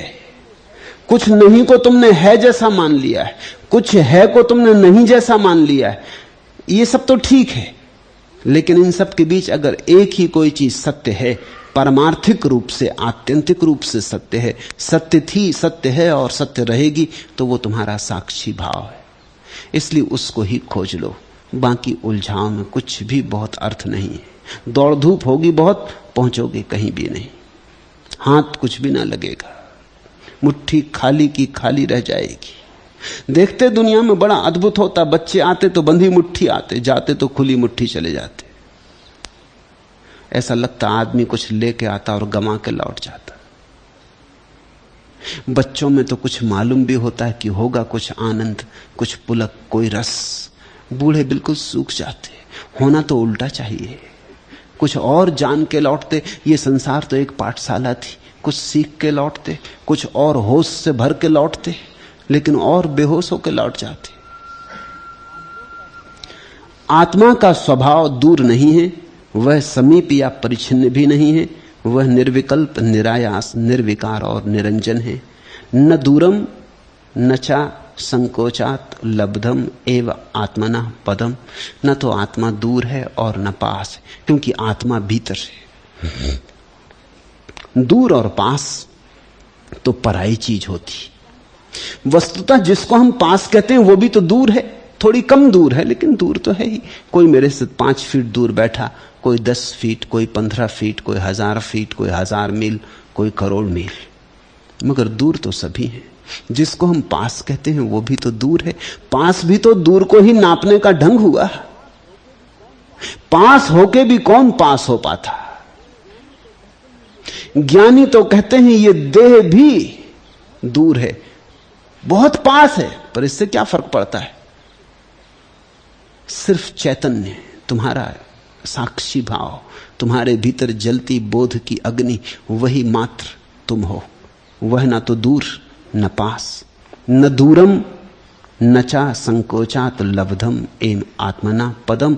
वह जो आत्मा है, वो जो स्वभाव है आत्मा का, या आत्मा में छिपा जो परमात्मा है, न दूर न पास, न प्रगट न अप्रगट, निर्विकल्पम निरायासम निर्विकारम निरंजनम। वह निर्विकल्प है। विचार खो जाएं, अभी तुम जान लो, निर्विकल्प हो जाओ, अभी तुम जान लो। निरायास, उसको जानने के लिए आयास भी नहीं करना, प्रयास भी नहीं करना, प्रयत्न भी नहीं करना, निरायास, वो तो मिला ही हुआ है, तुमने उसे कभी गंवाया नहीं। इसलिए तुम जरा जाग जाओ तो पता चल जाए कि खजाना सदा से पड़ा है, निर्विकार, और वहां कोई विकार कभी गए नहीं। तो लाख तुम्हारे साधु सन्यासी तुम्हें समझाएं कि पापी हो, भूल में मत पड़ना, और लाख कोई तुम्हें समझाए पुण्यात्मा हो, भूल में मत पड़ना। ना तो पुण्य है वहां, ना पाप है वहां, वहां निर्विकार है। तुमने क्या किया और क्या नहीं किया सब सपने की बकवास है। उस एक को जानते ही सब किया अनकिया सब खो जाता, भ्रम मात्र हो जाता और निरंजन। उस पर कोई चीज रंग नहीं चढ़ा सकती, अलिप्त। तुम चाहे कितनी ही काल कोठरियों से गुजरो, उस पर कालिख नहीं लग सकती। और तुम चाहे नरक की यात्रा करो तो भी नरक उस पर छाया नहीं डाल सकता। तुम्हारे भीतर ऐसा परम धन लेके तुम चल रहे हो जो छीना नहीं जा सकता, विकृत नहीं किया जा सकता, चोर चुरा नहीं सकते, मगर तुम्हें उसकी याद नहीं। तुम बाहर देख रहे, तुम्हें उसकी याद नहीं। तुमने कभी कभी देखा ना कि आदमी चश्मा लगाए रहता और चश्मे को खोजता, चश्मे लगाए और चश्मे को खोजता, जल्दी में ट्रेन पकड़नी के, बस पकड़नी के, कुछ काम में आ गया तो भूल जाता एकदम। तुमने देखा कि आदमी कान पर पेंसिल खोसे रहता और सारी टेबल खोज डालता। ऐसी ही कुछ भूल हो गई, बस ऐसी ही भूल हो गई, भीतर पड़ा है और तुम यहां वहां खोज रहे। फिर जब नहीं मिलता यहां वहां तो बेचैनी बढ़ती, बेचैनी में और भूल होती। फिर जब बिल्कुल नहीं मिलता, कितने ही दौड़ते हो, मीलों की यात्रा करते हो, जन्मों जन्मों की यात्रा, और नहीं मिलता तो बहुत घबरा जाते हो। उस घबराहट में और होश खो जाता। जरा बैठो, ध्यान का इतना ही अर्थ है, जरा बैठो, दौड़ो मत, खोजो भी मत, जरा शांत होकर बैठ जाओ। शायद जो तुम्हारे तल में पड़ा है वो प्रकट हो जाए। शायद शांत अवस्था में तुम्हें अपने स्वभाव का स्मरण हो जाए। मैंने सुना है, एक पुरानी कथा है, तुमने भी सुनी होगी, थोड़े से फर्क उसमें करना चाहता हूं। पुरानी कथा है, 10 मूढ़ व्यक्ति नदी पार किए। नदी पूर्व पर थी, वर्षा की नदी। उस पार जाके उन्होंने सोचा कि गिनती कर लें, कहीं कोई खो ना गया हो। तो उन्होंने गिनती की। जिसने भी गिनती की उसने 9 ही गिने, क्योंकि अपने को छोड़ गया। 1 2 3 4 5 6 7 8 9 सबने गिना और सबने पाया कि बात बिल्कुल सही, एक खो गया। क्योंकि सभी अपने को छोड़ के गिनती की। वो तो बैठ के रोने लगे, वो तो छाती पीटने लगे कि साथी खो गया। पुरानी कथा कहती कि कोई पंडित बुद्धिमान पुरुष पास से गुजरा, उसने देखा, पूछा क्यों रोते हो? कहा कि 10 आए थे, नदी पार की, 9 रह गए, एक खो गया। उसने नजर डाली, देखा कि 10 के 10 हैं, मूढ़ मालूम होते। उसने कहा खड़े हो, मैं गिनती करता हूं। उसने गिनती की। पहले उसने गिनती करवाई देखने के लिए कि ये किस तरह की गिनती करते। देखा तो एक आदमी ने गिनती की, 1 2 3 4 5 6 7 8 9, और उसने अपने को छोड़ गया। तो उसने उसकी छाती पे हाथ रखा, जोर से कहा, पागल, 10वां तू है। तब उन्हें होश आ गया। वो 10 बड़े प्रसन्न हुए, उसे बड़ा धन्यवाद देने लगे कि आपने बड़ी कृपा की कि 10वां साथी मिल गया, नहीं तो खो ही गया था, बिल्कुल गंवा बैठे थे। अब ये कहानी बड़ी महत्वपूर्ण है, लेकिन इसमें कहानी कहती है कि 10 मूढ़ व्यक्ति, मैं तुमसे कहूंगा 10 पंडित व्यक्ति नदी के पार गए। इतना फर्क करूंगा क्योंकि मूढ़ कहीं गिनती की फिक्र करते, सुना तुमने कहीं मूढ़ और गिनती की फिक्र करें? मूढ़ का मतलब ही होता है जिसको गिनती नहीं आती। 9 तक जिसको आती है वो कोई मूढ़ है, उसको तो सारी गिनती आ गई। नहीं, 10 पंडित व्यक्तियों ने नदी पार की। बड़े ज्ञानी थे, वेद के ज्ञाता थे, कोई चतुर्वेदी, कोई त्रिवेदी, कोई द्विवेदी। बड़ी खोपड़ी में गिनती भरी थी, सारे सिद्धांत विचार सब उनके मालिक थे वो। उन्हें ख्याल आया, पंडित थे, सोचा कि कहीं कोई खो तो नहीं गया। और पंडित हो तो सीधे रास्ते तो जाते नहीं, पंडित तो तिरछे जाता, वो तो कान भी पकड़ता तो घूम के उल्टी तरफ से पकड़ता। तो उन्होंने गिनती की और स्वभाव था जैसा कि पंडित करेगा, वो अपने को छोड़ जाता, वो दूसरे को सलाह देता, अपने को छोड़ जाता, वो दूसरे को ज्ञान बांटता, खुद अज्ञानी रह जाता, वो सारी दुनिया को बदलने में लगा रहता है, खुद नहीं बदलता, जैसा पंडित की आदत होती। उसने गिनती की, 9 तक तो गिन लिया, 10वां चूक गया, रोने लगे। वहां से कोई सीधा साधा आदमी आता था। कहता हूं सीधा साधा, न पंडित न मूढ़, क्योंकि मूढ़ हो तो गिनती नहीं जानता, पंडित हो तो गिनती गड़बड़ा जाती। सीधा साधा सरल चित्त आदमी, न इतना मूढ़ की गिनती न कर सके, न इतना पंडित की गिनती गड़बड़ कर ले। दोनों अतियों से मुक्त, कोई बुद्ध पुरुष मध्य में ठहरा हुआ, दोनों अतियों के पार, मध्यम निकाय पर, ठीक संतुलित, न पंडित न मूढ़। ये दोनों तो असंतुलन है। मूढ़ बिल्कुल नहीं जानता और पंडित जरूरत से ज्यादा जान लेता। दोनों बीमारियां हैं, एक बाएं झुक गया, एक दाएं, दोनों गिरेंगे। ठीक तो वही है जो रस्सी पर बीच में संभला। कोई सीधा साधा आदमी आता था, उसे देख के बड़ी हंसी आई कि पागल क्यों रोते हो, और ये देख के और भी हंसी आई कि सब बड़े पंडित हैं। इतना फर्क कहानी में कर देना चाहता हूं, कहानी महत्वपूर्ण है। और तुम्हारा गुरु तुमसे इससे ज्यादा कुछ भी नहीं कर सकता कि तुम्हारी छाती पे हाथ रख के कहे कि 10वां तू है। बस इससे ज्यादा गुरु और क्या कर सकता है। खोया नहीं है किसी को, जिसे तू खोज रहा है वह तू है। तत्वमसि श्वेतकेतु। मेहमान के निवृत्त होने पर, मोह मात्र के निवृत्त होने पर और अपने स्वरूप के ग्रहण मात्र से वीत शोक और निरावृत दृष्टि वाले पुरुष शोभायमान होते। व्याह मोह मात्र विरतौ स्वरूपादान मात्रता वीत शोका विराजन्ते निरावरण दृष्टया। जिसका ये सपनों में मोह छूट गया, जिसने ये मन में उठती रागात्मक वृत्तियों को जाग के देख लिया और इनका विचार छोड़ दिया, और जो चीजों को सीधा सीधा देखने लगा, व्याह मोह मात्र विरतौ, मोह मात्र जिसका निवृत्त हुआ, जो अब ऐसा नहीं कहता कि ये मेरा है और ये मेरा नहीं है, क्या मेरा है और क्या तेरा है। मोह मात्र विरतौ स्वरूपादान मात्रता, और जिसने अपने स्वरूप को ग्रहण कर लिया। शब्द का अर्थ समझना, स्वरूप को पाना थोड़ी है ही, लेकिन तुम भूल गए, भूल को सुधार लिया। 2 और 2 5 जोड़ रहे थे, 2 और 2 4 जोड़ लिए। 2 और 2 4 ही थे, जब तुम 5 जोड़ते थे तब भी 4 ही थे। तुम 50 जोड़ो तो भी 4 ही रहेंगे, तुम कुछ भी जोड़ो इससे कोई फर्क नहीं पड़ता, तुम ना भी जोड़ो तो भी 2 और 2 4 ही हैं। स्वरूपादान मात्रता, और जिसने अपने स्वरूप को अब अंगीकार कर लिया, जो था उसे स्वीकार कर लिया, जो था उसकी स्मृति से भर गया।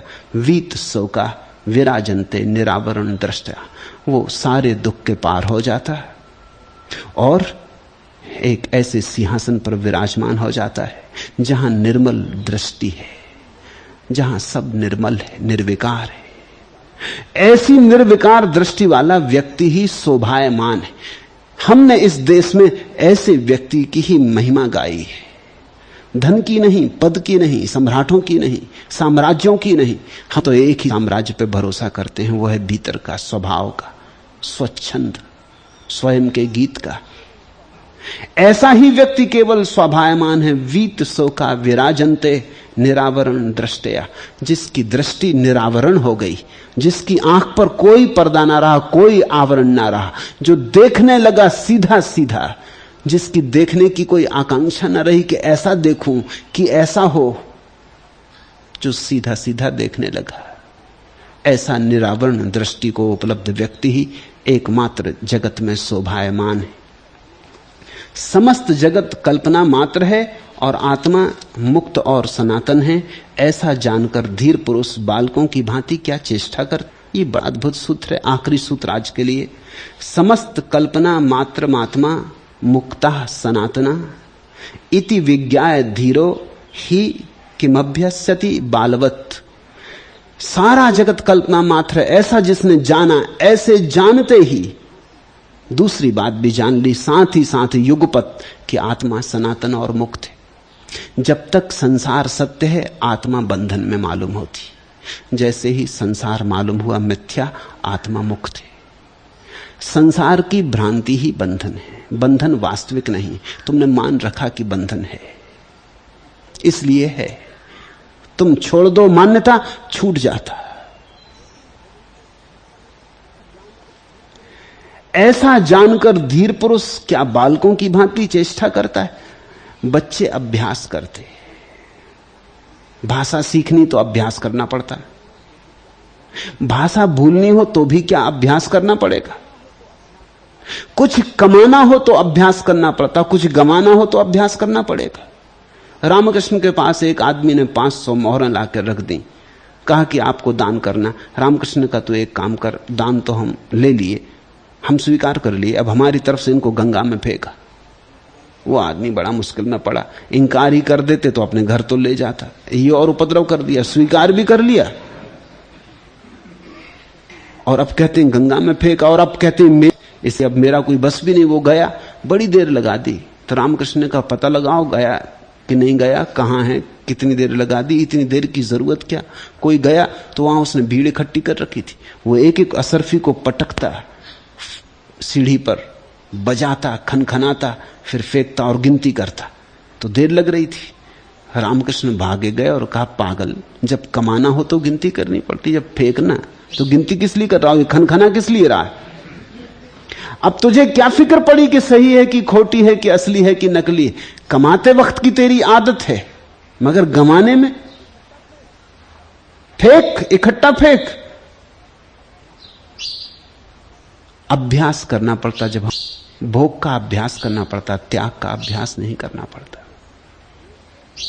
त्याग तो एक क्षण में घट जाता, भोग तो जन्मों जन्मों में नहीं घटता, और त्याग एक क्षण में घट जाता। त्याग के लिए समय की जरूरत ही नहीं, ज्ञान के लिए अभ्यास की जरूरत नहीं है, क्योंकि ज्ञान तुम्हारा स्वभाव है। अभ्यास तो उसका करना पड़ता जो स्वभाव नहीं। बच्चा पैदा होता, कोई भाषा लेके तो पैदा नहीं होता, न जर्मन, न जापानी, न हिंदी, न मराठी, न गुजराती, कोई भाषा तो लेके पैदा नहीं होता। बच्चा तो बिना भाषा के आता है, तो भाषा स्वभाव नहीं है। लेकिन मौन तो स्वभाव है। मौन तो लेके सभी बच्चे आते, जापान में पैदा हो कि चीन में, कि में, कि गुजरात में, क्या फर्क पड़ता है। मौन तो सभी बच्चे लेके आते। तो जिस दिन तुम मौन होना चाहो, क्या मौन का अभ्यास करना पड़ेगा। ये सूत्र बड़ा अद्भुत है। ये कह रहा है जो स्वाभाविक है उसका अभ्यास नहीं करना पड़ता। तुम अगर मौन होना चाहते हो, वस्तुतः होना चाहते हो, इसी क्षण हो सकते हो। भाषा सीखी हुई है, मौन तो अनसीखा हुआ है, तुम्हारा स्वभाव है। अष्टावक्र के सारी महागीता का सार सूत्र इतना है कि जो तुम्हें पाना है वो मिला हुआ है। तुम बस जागो और मालिक हो जाओ, दावा करो और मालिक हो जाओ। परमात्मा तुम्हारा। हरिओम तत्सत। आज इतना है।